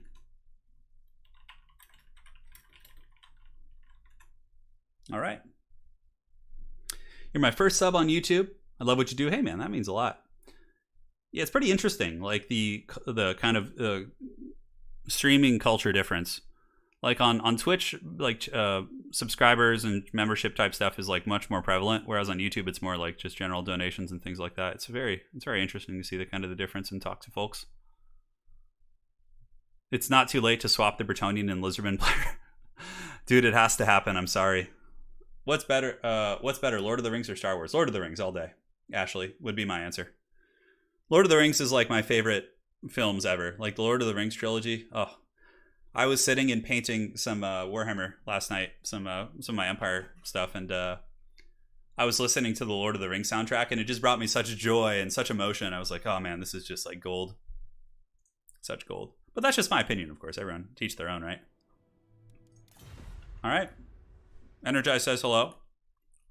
We're going to add his opponent to the friends list here. It's a ye old friends list. All right. He's got Batman as his symbol. That's pretty badass. So we'll see when he appears. Send. Hey, Sice. Dude, the man, the myth, the legend. Ungram Ironcrotch himself. Joe Rogan, I'm going to tell you something you might not... Joe Rogan, I'm going to tell you might not know something about me. I smoke rocks. Dude, I love that bit. My favorite part, Sice, and that skit. My brain is just not working right now. I thought walnuts were supposed to help you think straight. Anyways, so when he's walking over the burning coals, and like his feet are like on fire and burning, and he just doesn't even care, and he's like, my feet are strong, Joe Rogan. He's like says something about his feet being strong. I don't know, that part kills me every time. Yeah. Joe in chat says I'm renting out my local theater later in February to watch Return of the King with 20 friends. Dude, you are an awesome friend to have, man. That is legendary stuff. You sir bow to no one. All right, map set. All right, cool. The players are here. They're going to pick their armies, so we'll get this party started. Yeah, man. Cimmerlin is like the Bible. Yeah, it kind of is. Schmandolf, thank you for becoming a member, dude. Welcome to the Dukes of Haggard. And enjoy your new emojis, hand-drawn by Lady Turin, the lady of the channel herself. So, I haven't read the Lord of the Rings books since 7th grade. Or 7th and 8th grade, I read I read the whole trilogy. Which would have been like 2001, 2002. I got to reread them for sure. I'm a little bit behind the times here. Silmarillion I've kind of like dabbed into, but I've never really read it all the way through. I've like read little pieces and then just got like, oh my god, it's like literally reading like, you know, academic text. So, but I think I'm like at a place in my life where I should read them again. So, Tijon says, it might bring you joy to read that one of my first memories from my childhood is my dad reading The Hobbit to me. That is a really solid first memory. Yeah. Really, really solid. You know yeah, the animated Hobbit and Lord of the Rings movies are super trippy. I remember watching those as a kid. Yeah. Where there's a whip, there's a way. Yeah, that whole bit, and then oh my god, the down to Goblin Town song from those movies is so metal, dude. It's so metal. My feet are strong. It's so good, dude. Oh god. The audio version of the books, maybe I'll do that. I bought the Silmarillion a couple years ago, and then I lent it to a friend, and then they moved to like another state, and I never got it back. So I've been like, yeah. All right, guys. Probably before they do the Amazon show, I'll read it and get. Oh my god, their flags are so similar too here. This is just terrible. All right, guys, back to Total War Warhammer here for the forces of Energized, Skink cohorts and Saurus in the front. Backed up by a Slann Mage of Life, Skink cohorts, a couple Cold on Spear Riders. Oh, look at this from Energized. Dude, double Razordon Hunting Pack. Oh, hell yeah, dude. I love seeing these units. You never see those. We have a Feral Carnosaur and a Bastiladon with a Solar Engine. Dude, I love that army. And now here for the forces of ya boy Assassin NR1. He's got a Slann Mage of High Magic, actually. Okay. And then a battle line of Skink Cohort Javelins. He's got a Feral Carnosaur, Amixon Barbs, mind you. Okay, so a little bit of action himself. Star Chamber Guardians in the back, and some Cold One Spear Riders. The difference being between the armies is that this one has, of course, the Amixon Barbs and High Magic with some more elite infantry in the back, whereas this army is a little bit lighter on the infantry in exchange for extra ranged via the Solar Engine and the Amixon Barbs. Total mirror hammer. I know it happens. It happens, dude. You can't win them all. Yeah, thanks again for joining today, guys. It's been a fun stream. We'll be back on Saturday with the dreaded ECL. This one, the winner of this game will have to face the Dark Elves. So no matter what, Ice Power Total War, I'm sure, is sitting in his Dread Fortress or on his Black Ark right now, scheming his build against the Lizardmen, one way or the other. Kakashi says, used to run Razordons all the time in the 8th edition tabletop. Yeah. It is what it is, man. And here it comes. Battle is now underway. I think Energized probably, in terms of, if I had to just call a slight advantage based on army comp, I would say maybe Energized. I like the double Razordon here with the Solar Engine. Like, he really has the initiative. So he's going to start blasting the Amixon Barbs. Barbara! The Amixon Karens. They're going to be speaking to the managers here. But now they're pulling back. Solar Engine blasting them. The Razordons can certainly be used against the Feral Carno pretty effectively, and then if the Feral Carno overextends to chase them, there's a frickin' Feral Carno back there for Energized, right? So those Cold One Spear Riders getting blasted pretty good, losing 4 models to a single Solar Engine shot, which is very, very strong. And now it looks like both Lizard armies just having the good old-fashioned stare down here. In the forest, you can see Skinks emerging and Cold One Riders, and it looks like Assassin might be sitting idle here, not seeing this ambush coming.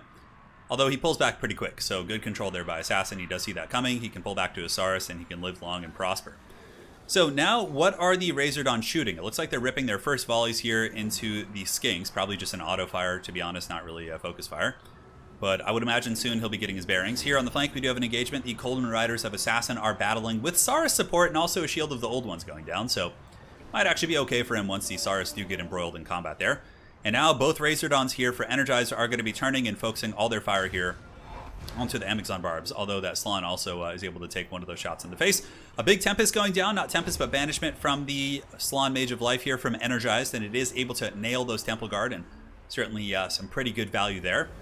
And the Amazon Barbaras are getting sent to the Karen realm as they get blasted here. The managers have won this day, and the Razordon hunting packs are going to take that bad boy down. So here comes the Saurus Warriors pushing through the Skink battle lines, now meeting into the second lines. Currently, I would say energized in a pretty commanding position, having taken out Barbara here.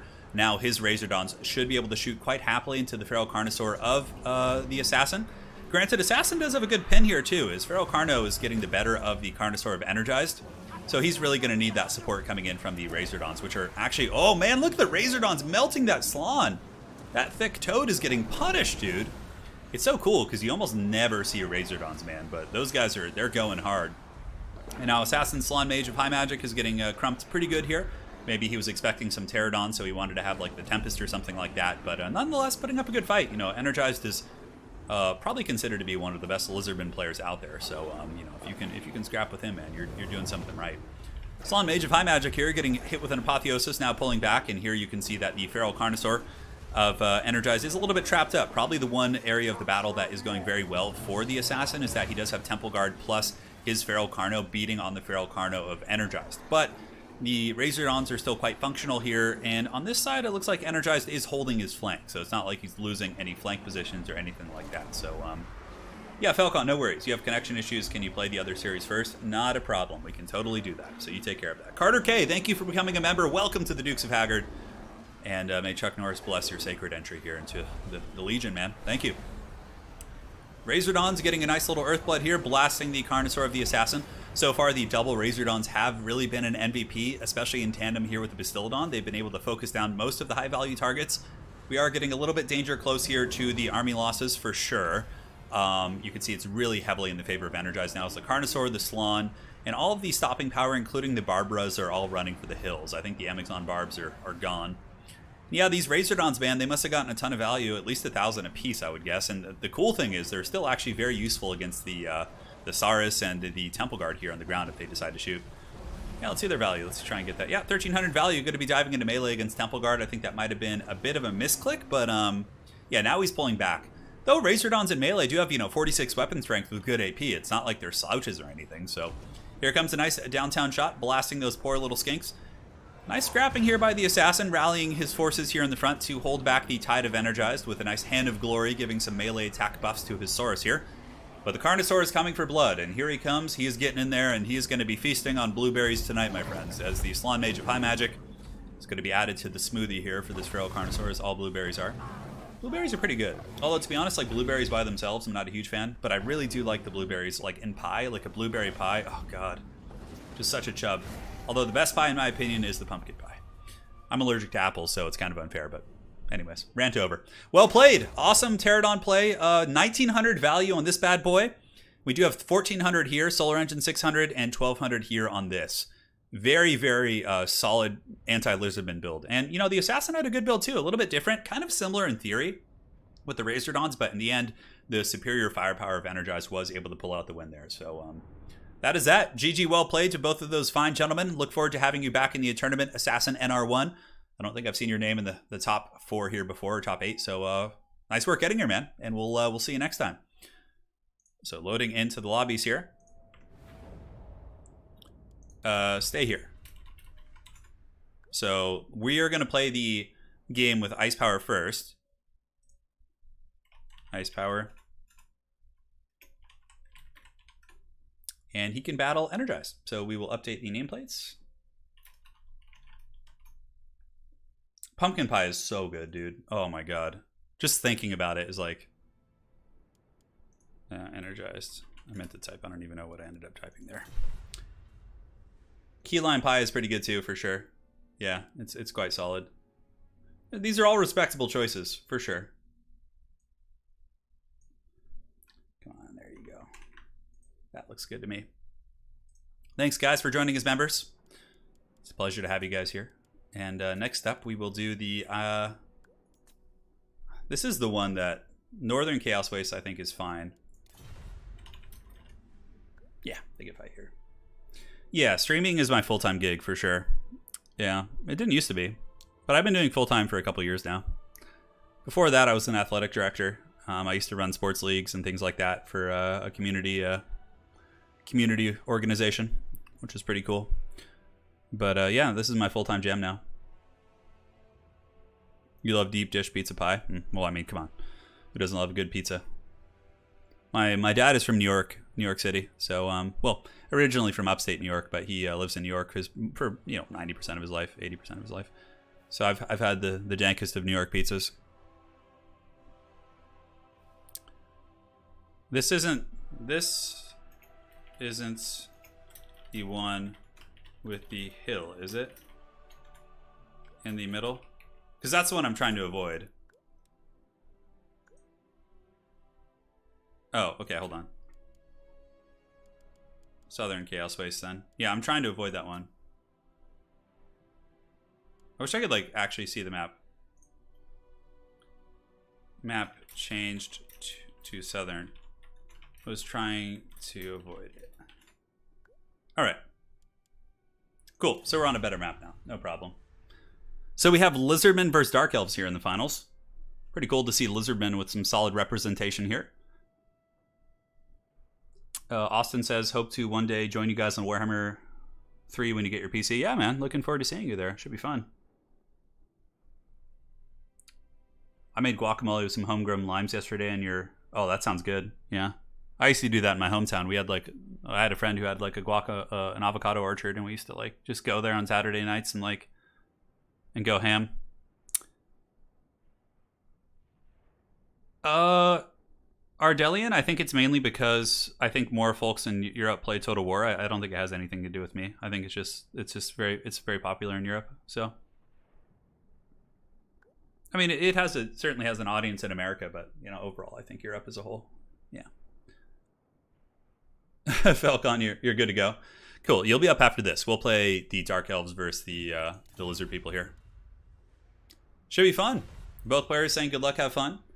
Let us know in chat, who are you rooting for? Is it going to be Energized and his Lizard Legion, or is it going to be Ice Powered Total War and the Druchii? And I don't think we've ever had Druchii in the finals before here in this particular format, so that should be kind of cool. Lizardmen was the very first version of these was won by Lizardmen with Falcon. He won with I think he played tic-tac-toe like every single game. It was pretty epic for sure. Yeah. Yes. Pineapple pizza for life. Oh, is that the current discussion that's going on here? Is it the dreaded pineapple pizza debate? So I used to actually get it occasionally when I was like younger, like 19, 20 when I was in college. But then I ordered it from Domino's once, got like horrible food poisoning from it, and then I just like never ate a pineapple pizza again, like ever. It's just like my brain just can't like disassociate that event to the pizza. But yeah, I mean, I like pizza with like mushrooms and garlic and like onions and just like meat, just like a big old Italian kind of meaty New York pizza. Like that's my favorite jam. Triple can't quite see what you're typing there, Sensei. It got like messed up. Triple something Empire? Yeah, I'm sure I could though.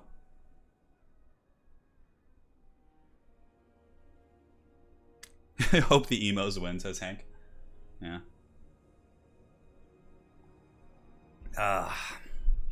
All right, guys. Here we are, my friends. I know, trauma pineapple. Yeah, there's some wild toppings for sure on pizza. Mushrooms are so good. Like, one of my favorite hot dogs you can do too, if you want to like make a really dank hot dog. Here's what you do. You get the hot dog, you put mushrooms on it, so you saute mushrooms, then you grill onions. So mushrooms, onions, and then you put like mustard on it, and then you put mayonnaise on it, and it's just like it's so goddamn good, dude. That hot dog is, I don't know, it's just called like a mushroom dog, but it's so good. All right, guys, so if we take a look here at the Forces of Energized, it's going to be a Saurus battle line backed up by skink cohorts with javelins, gives them some nice counter skirmishing. A single temple guard in the back, and now we do also have 4 chameleon skinks, so very, very heavy on the counter skirmishing, which is certainly smart. Coldland Spear Rider, and a single solar engine. Now, a lot of Druchii players are going to do something like this. Bolt thrower spam. Bolt throwers are very good at killing Bastillodons. So for ice power, he's got a Dark Shard battle line with bleak swords and spears on the flanks. Coldland Riders in the back with a very, very light core of Scourge Runners. Now, as far as his Lord goes, it is going to be Malekith on the big black dragon here. And Looks like he's ready to go, man. Cool armies on both sides. Should be quite a bit of fun. Yeah. Oh, Kevin. Yes, I could perhaps do that. Yes. You've had those hot dogs before, Ashley? Yeah, it's really good. There's a gourmet hot dog place down the street, which I talk about on every single stream, and I've been eating there like 3 or 4 times a week, and I can feel just the haggard weight being put on. I'm like, oh, I can't stop eating. It's too good. You know? I'm a simple man. Quad cheese pizza and olives. Yeah, olives are great too. If you put relish on a pizza, you deserve to have a grudge written about you. That's funny. Good luck to the players. The battle will soon be underway. It's going to be Malekith facing off against a Slann Mage. Ooh, really nice pick here by Energized. He brought a Slann of High Magic, which means just a fat Tempest on Malekith with like follow-up from Chameleon Skinks. That is pretty gross for sure. Yes. Oh yeah, man. It's time. And the Lizards will have to advance here. Obviously, the Reaper Bolt Thrower is going to be pretty nasty there. Although, aside from that, I mean, I guess it could shoot the Slann. He does have Apotheosis and, you know, can heal himself, so it's not going to be the worst thing in the world. The little Chameleon Skinks, pretty good counter-skirmishing, should be able to shut down these Scourge Runners pretty well. You can see the first couple volleys coming in, and Scourge Runners immediately sent packing to the hills. Now, the Bastiladon, probably its best bet, probably just shooting Dark Shards, to be honest. Just like peppering those guys down, like, cause it still takes a long time for the Reaper Bolt Thrower to finish off the Bastiladon, so it's not like a quick process, right? So I think shooting at the Bastiladon with the Solar Engine is certainly not a bad idea. So here it comes, blasting in that Bastiladon, getting the business, and the Skink Skirmishers pushing up. They might get counterfired here by the Dark Shards a little bit, hard to say. Granted, they do have that 40% missile resist, so they are one of the more annoying units to deal with, because you have to like chase them down, but when you chase them, you get poisoned and dragged through the mud, and it's just like, oh god. Now, will there be an early Tempest is the question? I don't know. A little bit of a mistake here by Energized, probably overextending his Chameleons to chase that Scourge Runner. I don't know if that's going to end up costing him a little bit, but, you know, if he can kill the Scourge Runners, I suppose it's worth it, but, yeah, who knows? Now, Tempest is going down. That's going to be hitting Big Boy Malekith, and he isn't able to land in time, so now he's going to be stuck. And you can see the Skinks are coming in, and yeah, that's going to be the Javelins as well. That's going to be a lot of free damage on that big black dragon right there. Saurus Warriors moving into the front line. Over here on the back, you can see Energized absolutely dominating the Scourge Runner Chariot. The Skinks are poisoning it, the Bastiladon is blasting it, and that is value city. Malekith, in the meantime, not having the best time, but he also gets a really nice Soul Stealer, and ooh, yeah, that was a good breath attack too. Really melts the Saurus, but also a little bit of friendly fire in the Bleak Sword, so maybe it's a bit of a wash in the end. So now he needs to really do something to stop these Temple Guard from getting into his back line. Maybe he's going to have to commit some Cold One Knights to this fight, which really doesn't feel good. But if he can shoot them in the side here with the Dark Shards, that's very, very strong. Dark Shards have amazing AP values. But currently, I would say Energized in more of a commanding position. He does, of course, have the Scourge Runners both offline. And the Lizards are starting to really punish this front line. And yeah, having to send Temple Guard or Cold One Knights to fight Temple Guard really, really doesn't feel terribly good. Bolt Throwers have almost finished off that Solar Engine, but not before it finishes that Scourge Runner. Chameleon Skinks are now swarming the flanks. Cold One Riders getting into the Archer line. This is a situation I've been in many times before, when you can really start to feel it as the enemy army pressures in. And yeah, the Saurus Warriors, man, they're getting in there. Here they come, pressing into the Reaper Bolt Throwers, and there they go. Reaper Bolt Thrower crews are... yeah, I mean, you can charge them with the Riders, but the Saurus have such high leadership, and now both of the Bolt Throwers are offline. Malekith would have to hard carry this game pretty hard. I mean, there's a chance, I mean, maybe if Malekith could, like, just annihilate this Slann, but I don't think that's going to happen. It's going to take some time, and, you know, in that whole process, who knows. Although, yeah, nice play here with Dark Shards, getting some really good crossfire, actually able to punish those troops right there, so he actually really knocks off the elite Temple Guard with the dual fire coming in from the Dark Shards. But here, these Dark Shards are taken offline. Chameleon Skinks are still swarming the flanks very, very heavily. See, those guys should be able to move in. A nice Soul Stealer by Malekith. Ice Power's doing a good job staying in this game. Despite, you know, losing his Scourge Runners early, which I think in realizing the composition, he probably should have kept those Scourge Runners back here with his army and used them to counterpunch the front line while also shooting. That would have given him something to halt the advance of the Lizards, because now they're just all over his shit. And though Malekith is very strong, I don't know if he's going to be able to carry this, although maybe he'll get that Slann Mage. It's hard to say. Probably not with 2 Chameleon Skinks shooting him, too. That's like a lot of annoying poison and poke, and that little toad is going to be waddling away and doing his thing. Yeah, Dank Shards. I love seeing Dark Shards in play. It's one of my favorite things for sure. They're such cool units. Just these shielded crossbowmen, although these ones do not have shields. But yeah, Dark Heart's coming back over here, certainly nice. Gives him a little bit of crossfire. Another Tempest going down, but that's actually good for Malekith because if he's on the ground, it doesn't do damage to him. It just simply slows him typically. But it looks like he was able to dodge it fully. And he's going after that Blueberry Slan Man, which is probably one of the few ways that the Dark Elves could get this game, is if he's able to cheese the Blueberry and then basically fly around with Malekith and take out the other threats across the battlefield. Still a very tall order, considering that there's 4 skinks still left on the battlefield, I think. Yeah, we got 2 right here and 2 right here. And like they alone could kill Malekith by just running in circles around him. And he's like, he's big and slow and can't really do much about that. 69 speed, that's what she said. I swear, I don't know what it is. I watch a fair amount of other channels that do this type of thing, right? Like in Total War. So I'll often watch replays and battle replays on other channels, and I feel like I always stumble across the number 69. Like I almost never see that happen on other people's replays. I don't know what it is, but like almost every single battle, it just happens somewhere. Like either on the unit count. It's just a weird thing. Anyways, Malekith here is 2200 HP, going down very rapidly. That's going to be army losses. And the Lizardmen are going to be advancing on. Well played. So Energized is going to be in the grand finals facing, he knows he's facing Bretonnia here. So maybe. Oh, wait, no. Is it a Bretonnian mirror? Yes, it is. It's Prussian Prince up on the top side. So, yeah. GG, well played. Awesome job, Ice Power. It was a pleasure seeing you get this far with the dreaded Druki. And that was quite a good match. It's the 6th sense. I know, it is. So, oh, did I skip the value? I'm sorry, guys. It's okay. There was nothing that crazy there anyways. Intro graphic. Sigvald. The one. All right. So let's go ahead and get Falcon and Prussian Prince in here for the ultimate Haggard Bretonnian mirror match. Who wants mirrors? We do. Prussian Prince. And Falcon. All right, let's get those bad boys in there. Falcon is standing by, and let's get the Prussian Prince. Prussian Prince is an awesome dude. Let's get him in there, man. All right, so now we need to make some spots. Everyone's joining the lobby right now. Yeah, it's fun. So let's just give them a super neutral map. We're just going to do like Oakenhammer or something. Yeah. The frickin' mirror match.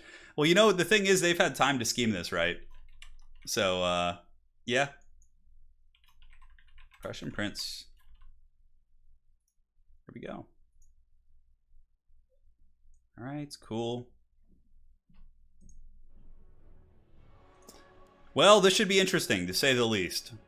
No idea what to expect here. I hope we see some trebuchets, so at least there can be some giant boulders being launched. Yeah, I know.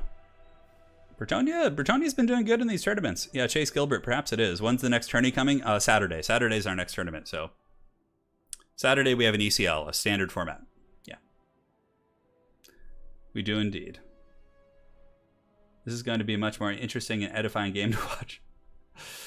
I don't know, Hero of Rome. Yeah, Raponce? No. I think both these guys want to win.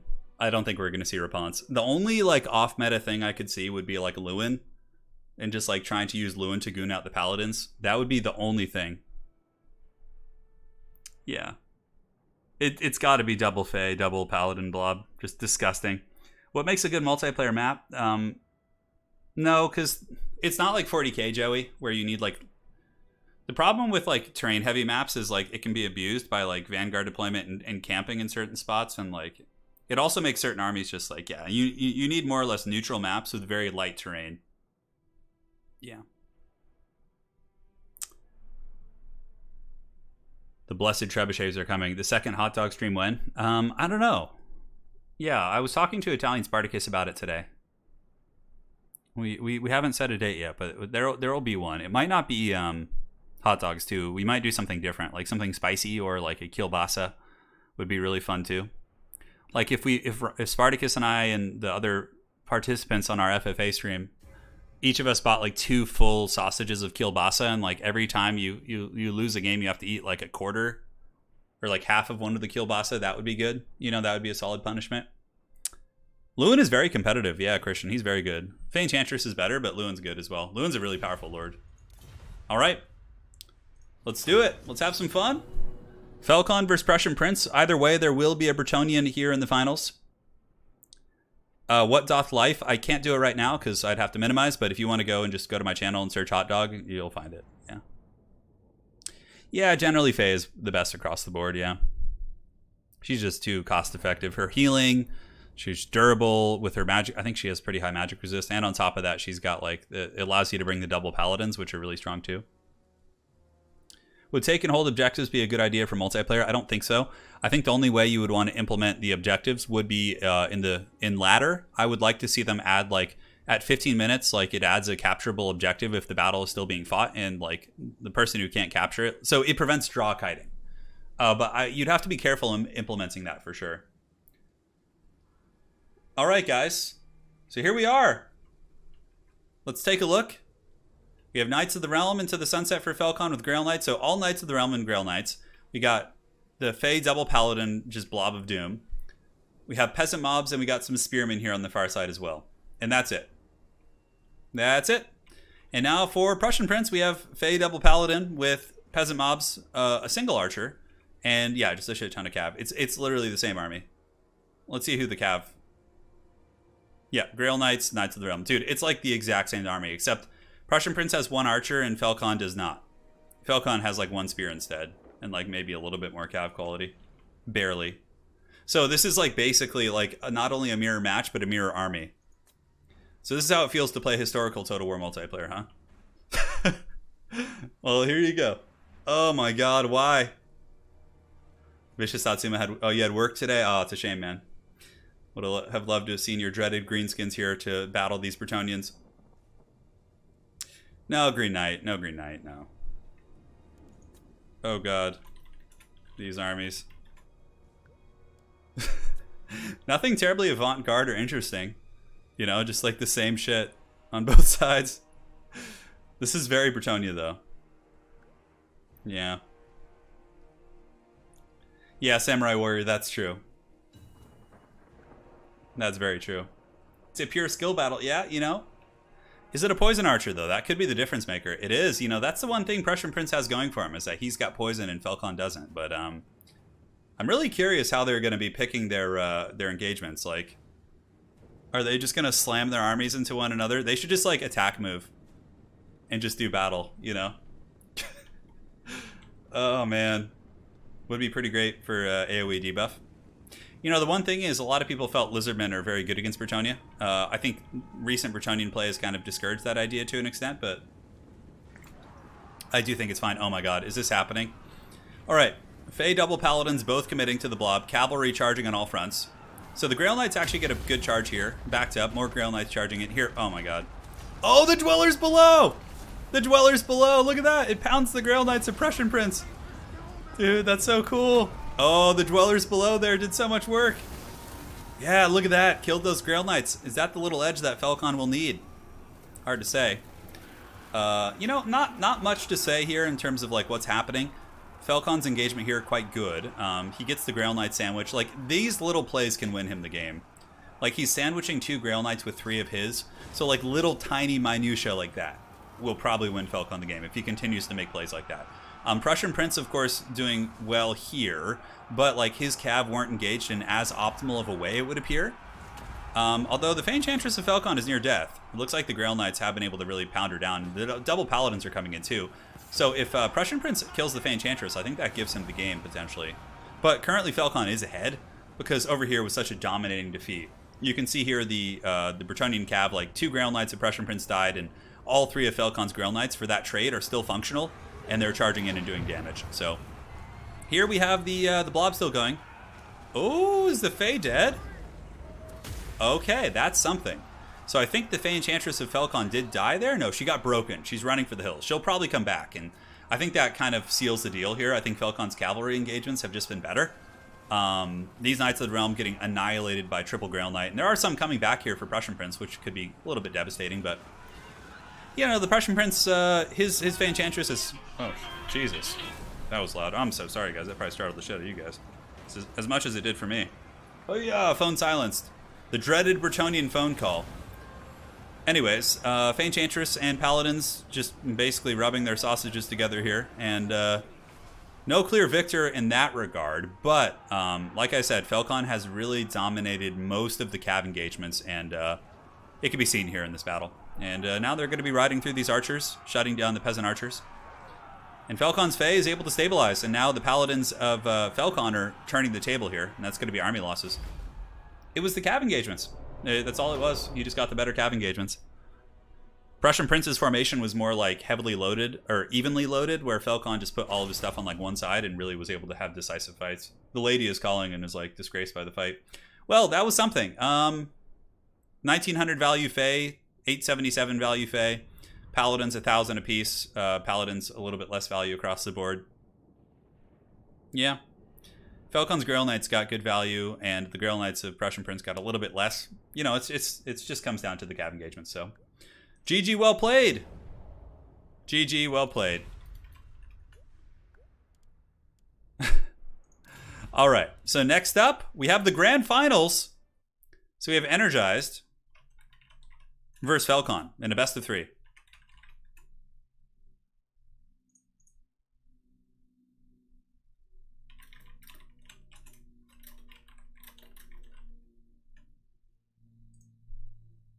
Here we go. So Energized. Congrats to the Prussian Prince for getting pretty far in today's event.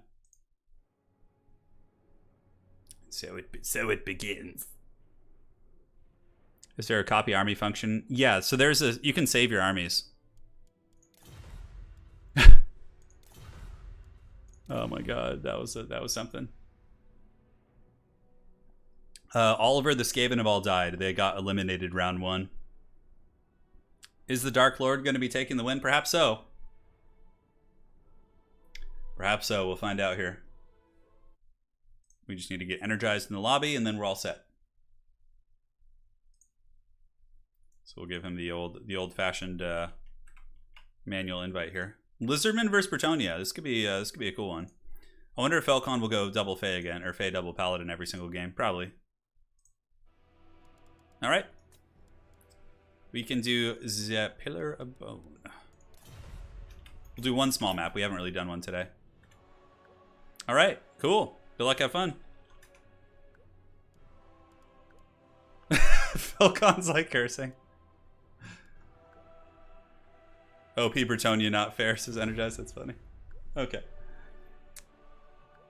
Who are you hoping for in the next DLC? Just give the Beastmen some love. Everything else is fine. I know Chaos will get their love in Game 3. Just give the Haggard Beastmen some love. That's all I'm asking. So this is best of 3. The finals. Yep, we're all set. Let's see what they decide to do here. Energize is ready. He's got his build. Let's see what Falcon's got. You know, I think like 6 months ago, people considered this to be like an instant, like terrible matchup for Bretonnia, but I think Bretonian players have evolved quite a bit. This should be good. Yeah, the Dweller's Trap was quite fun in the beginning, I agree. Yeah. Finals are a best of 3 in this tournament, so they play the same factions. It's very much like a StarCraft, you know, finals, right, where they have like Terran versus Protoss or Terran versus Zerg, like, you know, seven times in a row potentially. Yeah.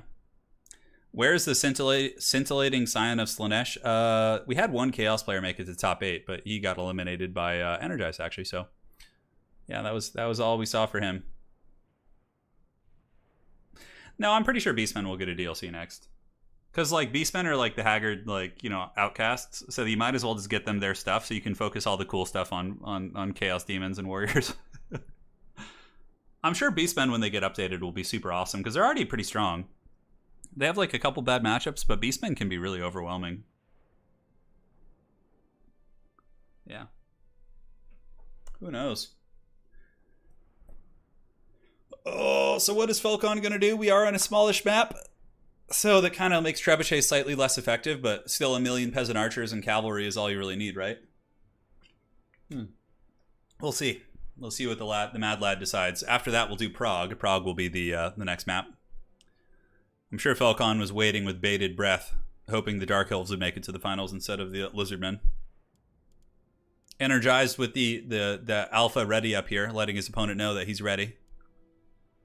It always kind of like is a little bit of an intimidation factor, right? When you're in a lobby or a battle and like they ready up before you and they're just waiting, you're like, oh, why are they so confident? Do they have a build ready? Like, do I need a DLC? Yeah, I need a weight loss DLC. Although I'm not that heavy right now, I'm just like, you know, it's not good. I need a DLC to get me out. Oh, man, I've just been so not into running lately though. I ran track for so long, it's just like I'm just so sick of running. Yeah. I'll get back into it. Once we're going to be moving next month, probably. End of February, we're going to be moving to a little beach town with very clean air and nice trails to run on and stuff. So, Samurai Warrior predicting Dark Elves versus Beastmen. All right, sounds like a party to me, dude. For Skaven, you have Thankful. Yeah, Thankful hasn't been added. As far as like. There's a bunch of random Skaven characters, but yeah, as far as like the big ones, yeah, Thankful is the one that probably needs to be added. He'll come with Game 3 probably. Like he'll be like either a DLC or an FLC with like Storm Fiends and stuff. Yeah, that'll be Thankful. Like I can see them adding Thankful as an FLC with like him and just Storm Fiends being added, because then that like is more or less like a complete Skaven roster. Yeah. Yeah, change of scenery helps. See, Sean Dahlman, I used to be a serious weightlifter. I used to get really into it in my early 20s, but when I got nerve damage in my hands, I had to stop completely. And it's still like an issue for me, so I can't really do weights. Weightlifting is my favorite thing. I used to just hit the bench and do pull-ups with weight vests. I was like super into it, but nowadays. All right, let's do it. Looks like everything's fine. We're here on the dreaded Pillar of Bone. Oh, dude, I love weightlifting. It's my favorite. I just can't do it because I'm recovering from surgery in my hands and I had nerve damage for 9 years that is just now starting to recover. So it's going to be a while.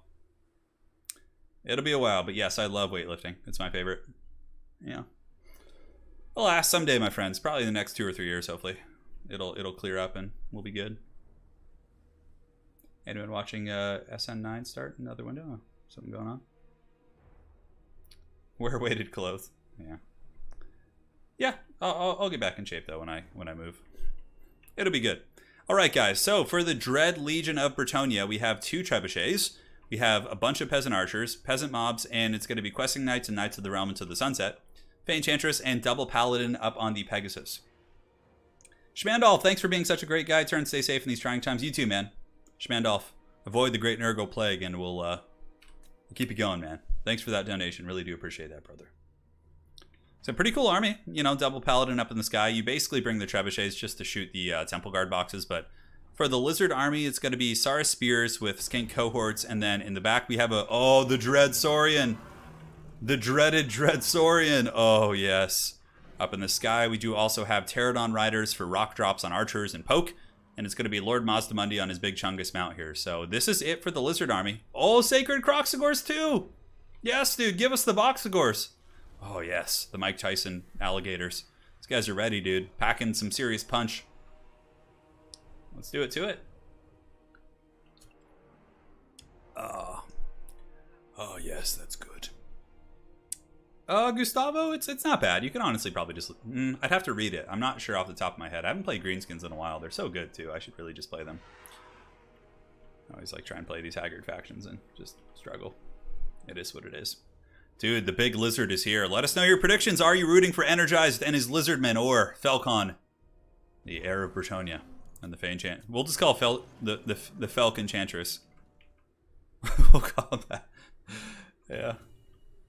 Give us weightlifting instructions and stretching advice while dinosaurs eat elves. Oh my god. Dude, my advice would not be good though. My advice is from like 10 years ago. It's probably outdated by now. Alright, just do a bunch of pull-ups, boy. So here comes the Knights of the Realm. It looks like in the back, the Pterodons are going to be going after the Trebuchet right away. So Energized, expecting the Trebuchets 100%. And yeah, Peasant Mobs probably won't be able to defend those Pterodon Riders. So that's a little unfortunate there. And now the Fey Paladin squad may be going to be taking a dive here, jumping into like the Skinks and trying to force a fight. Basically, Falcon's trying to halt the Lizardman army and like get them to pay attention to these, so he can get more time for his archers and his trebuchets and all those different things. Oh, and the rock drop! Look at this, I missed it. So the Pterodon Riders drop to rock, instantly kill that trebuchet. and just, oh man, value city. So now Fey Enchantress charges into the skink cohorts here. The other paladin is getting circle beaten. He's just getting the business here. He's like just getting pounded by these Croxagors. It's like a street fight right here when someone and all his friends pile in and start beating you while you're on the ground here, and that's what's happening. A net going down here. Mazdamundi able to net those bad boys down, and you can see the Fey Enchantress is now getting rammed by the fat horns of Mazdamundi, and he's having a good time right here, dude. Fey Enchantress is shaken, and paladins are trying to pile in, but the Dread Saurian's coming as well. It seems like lizards are in a pretty damn good position right now. Shutting down the Trebuchet is huge, and now the Saurus are pushing into the archer lines, which means there's not going to be archer support. Fey Enchantress is broken and running, and the two paladins, I'm not really sure where they're going to go at this point. It looks like there's going to be some sort of a banishment going down here, so Energized dropping a thick banishment, dude. Oh, look at that. Tearing through those Knights of the Realm, putting on a Lizardman clinic right now. So, yeah, Lizardman's still pretty good against Bretonnia, but also he's playing very well. It's not just that. And all the Peasant Archers are ripping shots here into the Dread Saurian. It looks like both Paladins are going to be landing, trying to hit the Dread Beast, as the Fey Enchantress does drop a heal, and Falcon starts to juke with the Fey Enchantress. But unfortunately for him, there are skinks in the back line, shutting down his Peasant Archers. And here comes a nice charge from the Bretonnians, Knights of the Realm hammering into the back of the Sacred Croxies. Should be able to break those guys, and now the Fays and Double Paladins are getting to work on that Dread Saurian, and you know what? Falcon's earning some serious pathway back into this game by hammering this Dread Saurian. If he could break that beast, dude, that would just be busted. And then, you know, chasing it off, that could actually give the Bretonnians a chance back in this game. But now you can see here, Energized finally grabbing those Pterodons and diving the Peasant Archers all over the back line is going to be taking away a substantial amount of that DPS. I think this Feral Dread Saurian needs to be getting a Cold Blood, but now that it's broken, Falcon might have an opportunity to chase it down, depending on which way it breaks. We have Sora Spears piling in, some of the Bretonnian Knights getting a little bit tattered here, but Fae and the Paladins are quite happily working on that Dread Saurian. Here comes some more Sora Spears. That's the big thing. He needs to salvage that Dread Saurian beast. It's one of his best tools for dealing with the Paladin Goon Squad. All the Bretonnian archers are dead, or being chased down. With proper micro, Energized should make sure to not let those come back. But yeah, now that the Dread Saurian is broken, this is a game that Falcon can 100% win with proper micro and cycle charging, like 100%. That was the big deciding play there for sure. But Bretonnia still has a fair amount of cav too. They're all kind of tattered. I mean, 25, 18, 25 here. Falcon, of course, putting on a clinic of micro and sniping these different targets. But Energized also doing an excellent job of getting the Peasant Archers off the battlefield, which needs to be his #1 priority. The Boxagors are broken off. The Dread Beast is definitely not going to come back, so that's a huge loss. As soon as this thing routes off the battlefield, that's 2,000 HP, dude. You're going to see a big paradigm shift in terms of the balance of power, which is currently Lizard favored, but I don't think that's an accurate representation, because the problem is Fey Enchantress is still alive. She's going to Mortis Engine down all these hoes right here, the Legion and the Spearmen and these different units, and then, you know, Mazdamundi is going to be surrounded and cycle charged by 2 Paladins, and I think that could be a big problem. Now, we still do have the Pterodon Air Force. He needs to make sure to chase off the Peasant Bowmen completely, though, or else those guys could come back and cause some big problems.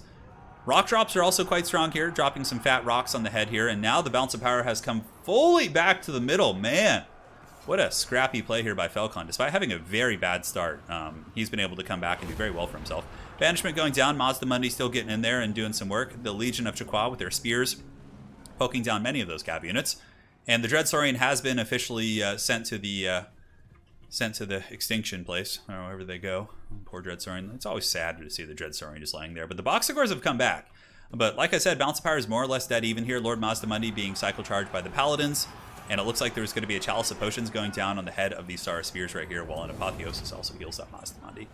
Bretonnia's kind of running out of steam too in terms of their stopping power here. The Paladins are going to be their lifeline for sure. Nice Chalice of Potions actually nukes those units pretty hard and allows Fey Enchantress to escape. But Energized does have a lot of ammo here on his Pterodons and is doing a good job poking down those Knights of the Realm and those different units. And he seems to be kind of regaining some composure here, as Falcon was starting to run away with that game after getting the Dread Saurian. But now I think the Lizard people, you know, have done their piece. And now there's a Paladin stuck here fighting Mazdamundi one-on-one, which he will 100% lose. There's poison being probably added. Yeah, he's poisoned as well.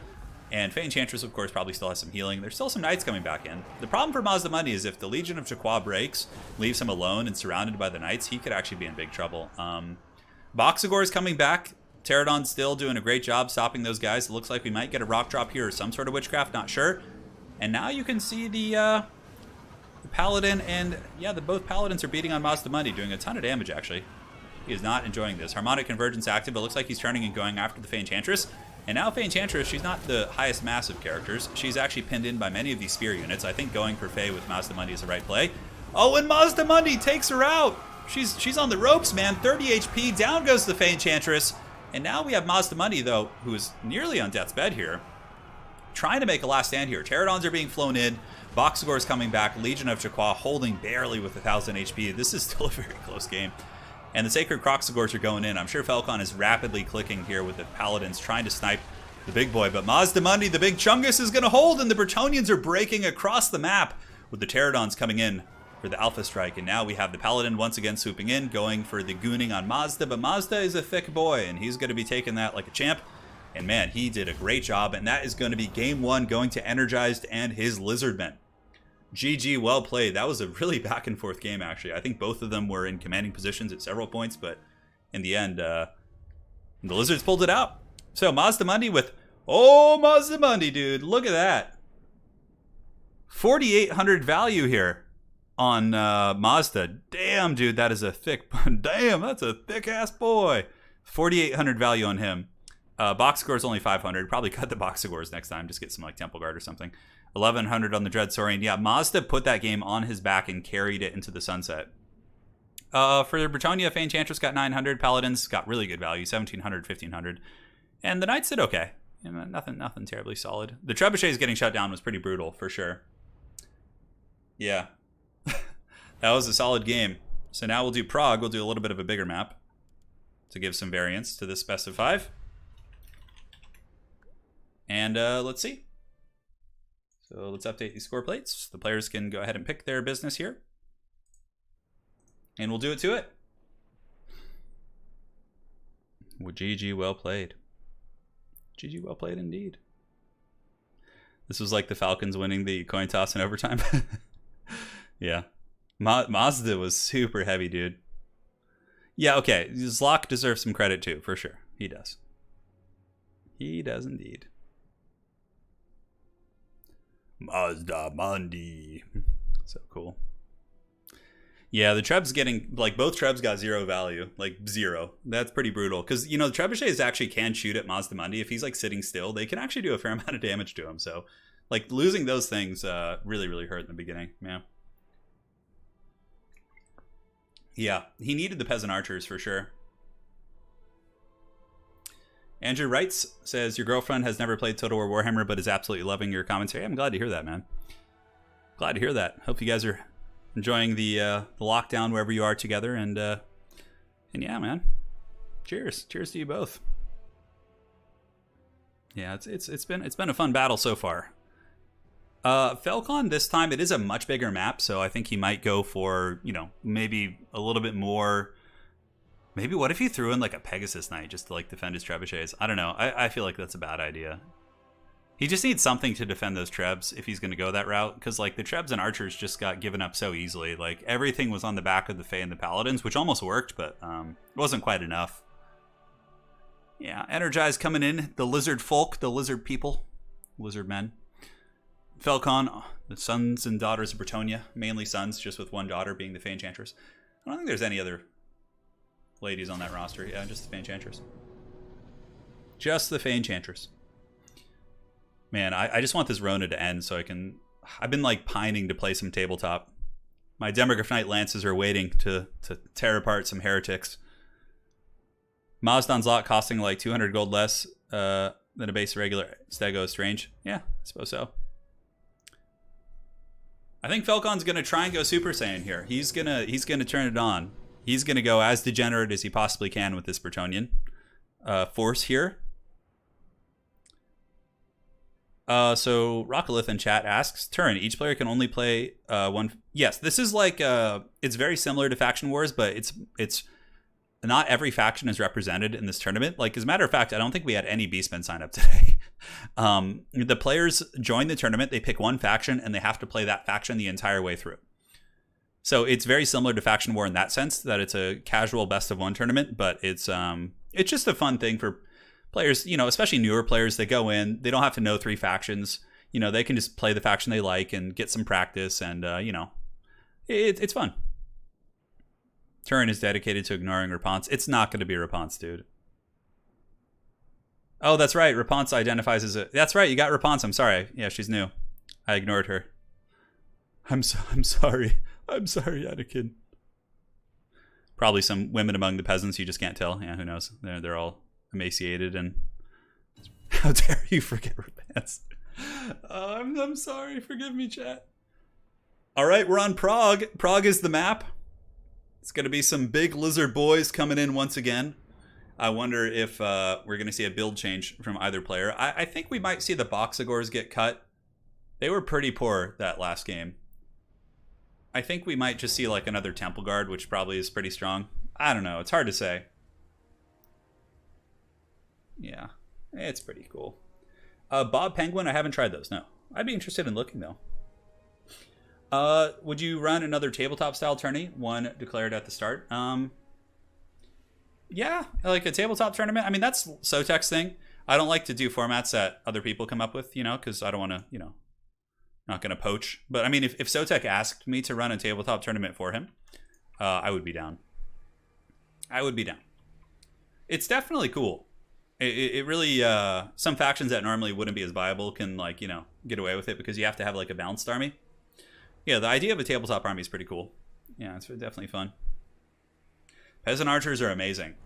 Oh, look at this! Now, I actually do think Lewin is really good against lizards with Sword of Crone and his stopping power. So we got Lewin up in the sky, and for Felcon, it's now going to be okay, he's changed his build. This is the old build that I saw Felcon use, which I thought was better than the double paladin. So yeah, it says many peasant bowmen as the rules allow, peasant mobs, a bunch of questing knights and knights of the realm, I think, or maybe just knights of the realm, with Lewin and a life caster. So very, very straightforward. This build, I think, is better than his last one. And now for Energized, let's see what he's done. So he's got Mazda Mundi on his toilet seat. Okay, so he's dropping a deuce right here on his altar. He's got a Star Chamber Guardians, front line of Spearmen and Temple Guard. A single, oh my god, he brought an Ark of Sotek, the Madman. He's got the Palhawks of Sentinels, and in the back he's got Pterodon Riders. So I can't think of a better way to potentially win this tournament for Energized by styling on Felcon by beating him with an Ark of Sotek. That is some next level BM that could be very, very strong. We'll see. Could also cost him the game because, you know, Fey Double Paladin would be really good against this, but since it's not here, yeah, interesting. Triple Temple Guard, and yeah, looks like there's mainly Pterodons all across the battlefield. Oh my god, the Ark of Sotek BM. This is some stuff. Yeah, we have the Ark of Sotek, one of the worst units in the entire game. It like launches snakes out of its like the top of its. It has like a snake launcher on top of it, and it does like a little bit of poison and like poison damage, but it's just so shitty. It's so bad. That's a lot of archers. Yeah, that's normal. You just get a concave of like 8 archers blasting one dinosaur, and it doesn't matter how much armor you have. If it's doing 1 damage a pop, it's going to do the trick. But, you know, in this build, there's a lot of Pterodon pressure. Although we'll see how well he micros the Pterodons against the peasant archers. Looks like he's going in right now. So I think in total there's 8. And Lewin is going to be chasing these ones over here. You can see, yeah, Lewin hunting down these Palhawks of Sentinels, which is actually probably okay. As long as he doesn't run too close to the edge of the battlefield and get himself terror routed off, that would be pretty catastrophic for sure. You know, what's happening here too is that the lizards are advancing their main force while the Pterodons in a way just occupy the attention of the peasant archers, but he probably should hold back the Pterodons until the main force engages and then pull in and do that. We'll see. The Ark of Sotek isn't really bad manners. It's more of a joke. It's just like, it's just such a meme. Yeah, it's such a meme. So Pterodons are forced back. Obviously, when there's 8 archers shooting at you, you're going to think twice about diving them. And I think, yeah, just keep pushing up.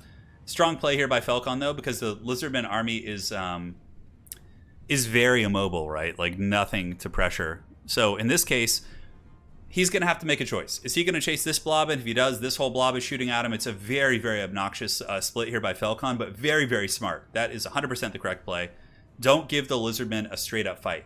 That's what they want. They have a spear wall. They have, like, crazy healing and, you know, durability via Mazda Mundi. So, yeah, this is good. And now, you know, Felcon's just going to pick away at the flanks here. These Saurus Spears are going to reform ranks, probably get charged here by these Knights of the Realm. We will see. Getting hammered pretty good like, and these Saurus Spears are braced, but I don't know if that's going to matter too much. They still take a substantial amount of damage as the Knights of the Realm pull back, not losing a single model.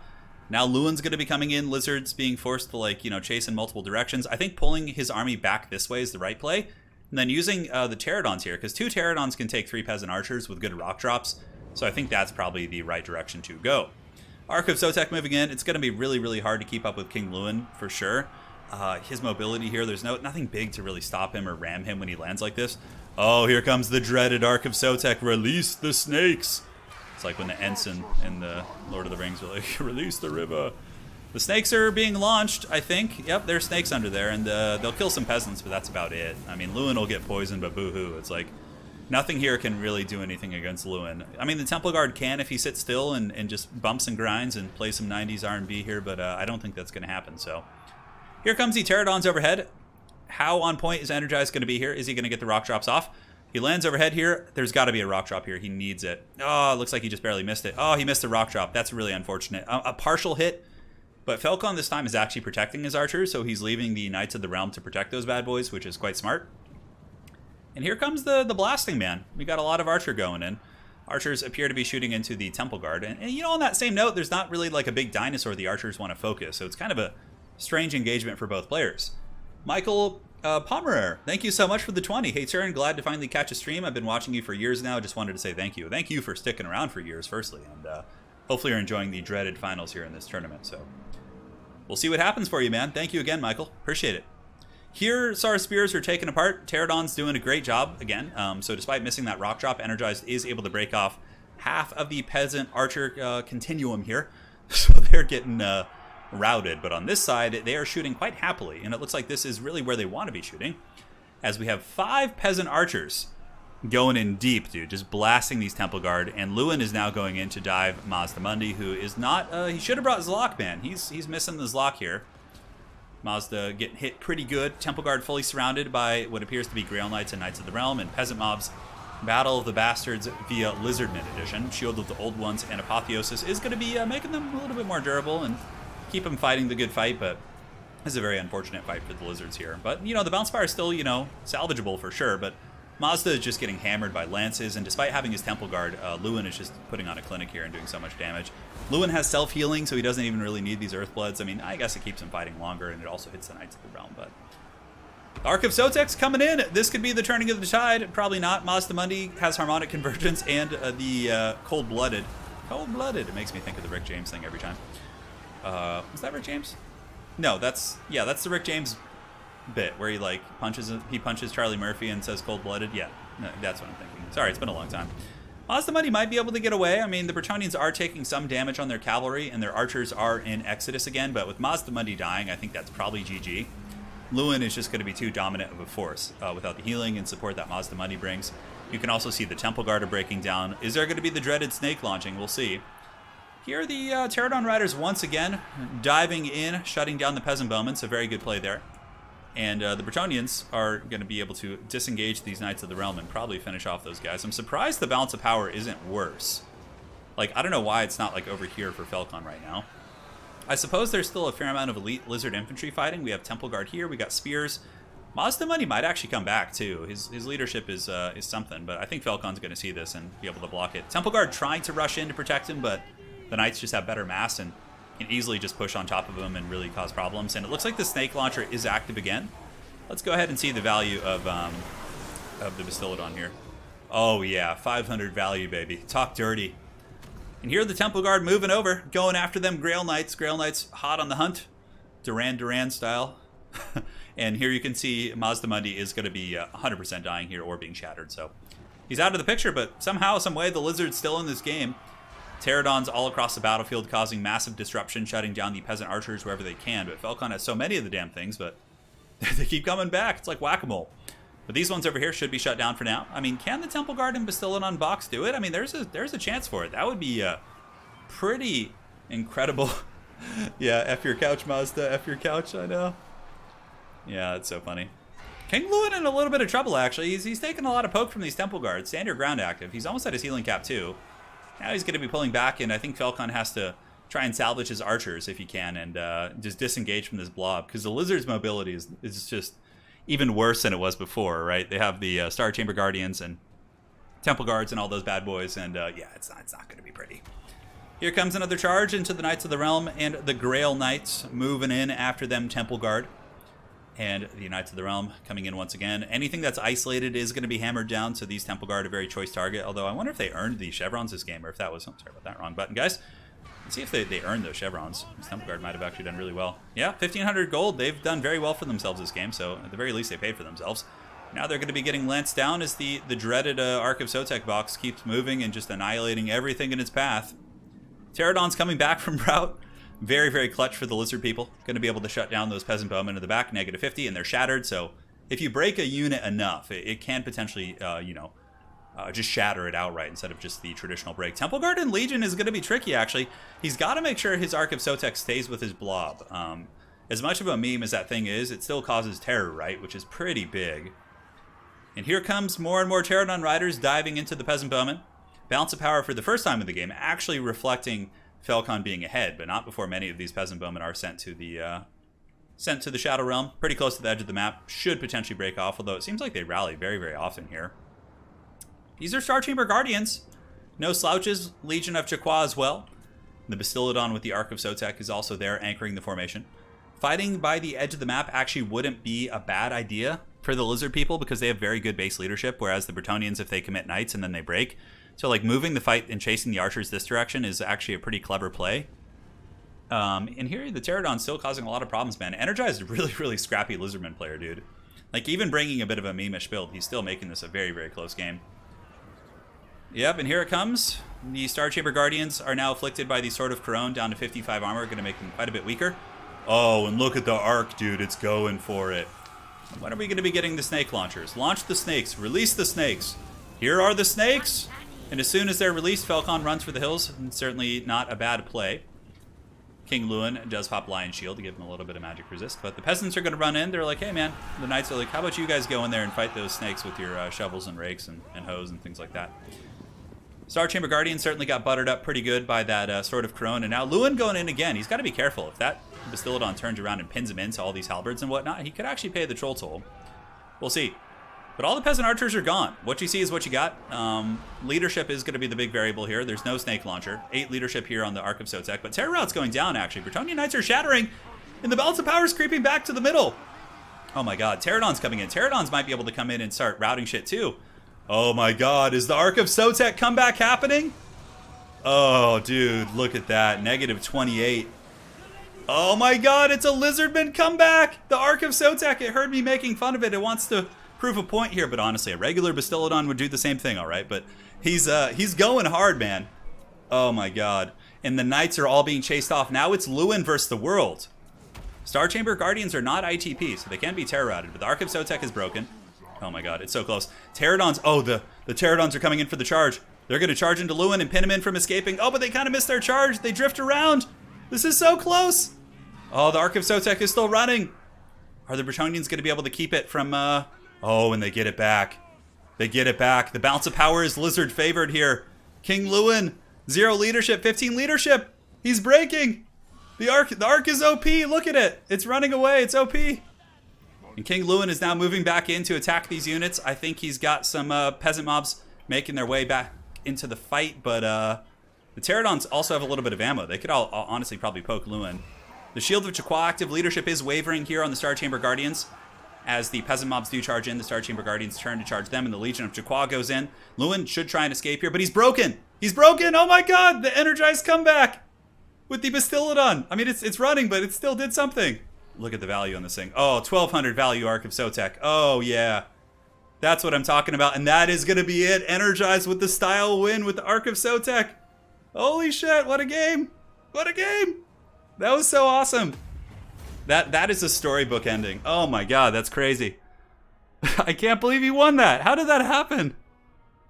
I guess those like durable elite infantry did it. The Ark of Sotek made its gold up plus 100. Oh man. 30. Okay. Now, all jokes aside, guys, if we want to talk about how that game was actually won, look at the value on the Star Chamber Guardians. 3,100 value on these infantry. Holy shit, man. That is no joke. The Pterodons did really good. They actually kept getting those archers. And yeah, the Lizard infantry was really good. 1,500, 1,600, you know. really hard carries, despite Mazda Mundi dying earlier.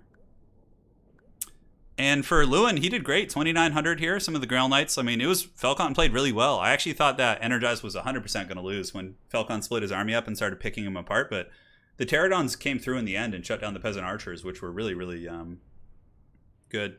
Yeah. Well played, my friends. Well played. That is going to be today's tournament. The victor is going to be Energized and the Lizard People. So they've now won the single faction tournament twice, actually, which is quite impressive for sure. And Mazda Mundi teleported back to his Star Chamber. I'm sure he is doing his thing. Dude, the Ark of Sotek is a meme. Let's not mince words here. Yeah. Oh my god. Pterodons were the real MVP. I agree with you, Hero of Rome. They were chasing down all those Peasant Archers all freaking day. Redemption. Oh, the Redemption Ark of Sotek. You guys want Gary value? He got 1,200, yeah. But the real MVP were the Pterodons and the Star Chamber Guardians. These dudes got like... Yeah, look at that. 3,100 value. That's so insane. That's crazy. That was just so much fun to watch. I'm pleasantly surprised. Hey, Silence Monkey, I'm glad to hear that. All right, guys, that is it for today. Congratulations to Energized for claiming victory here with the Lizards in a very glorious match. Very well played to Felcon as well, crushing through the competition all the way up to the finals with his beloved Bretonnians. And that is going to be a victory here for the Lizard People. And hopefully you guys enjoyed that one. We'll be back with the stream on Saturday, guaranteed, for ECL qualifier number 2. But tomorrow, maybe streaming. I might need to catch up on some recording. We'll see. But there will be stuff going on either way. Yeah, the grand finals are 2-0. So that is it. Big thanks to Michael, Pomerer, Schmandolf, from Seiss, Andrew King, Faust, Matthew, Fritz, Nakai the Chad, Plessy, for your donations. Really appreciate it, guys. And if you're not subscribed to the channel, make sure to drop a subscribe. It helps me out quite a bit and keeps this juicy multiplayer action going. So thank you again. Congratulations to Energized. He'll be winning the cash prize. And that is it for now. So thank you guys for joining. We'll be back on Saturday with the ECL. And you guys stay safe and avoid Nurgle's Plague. And really appreciate you all. Cheers, guys, and well played.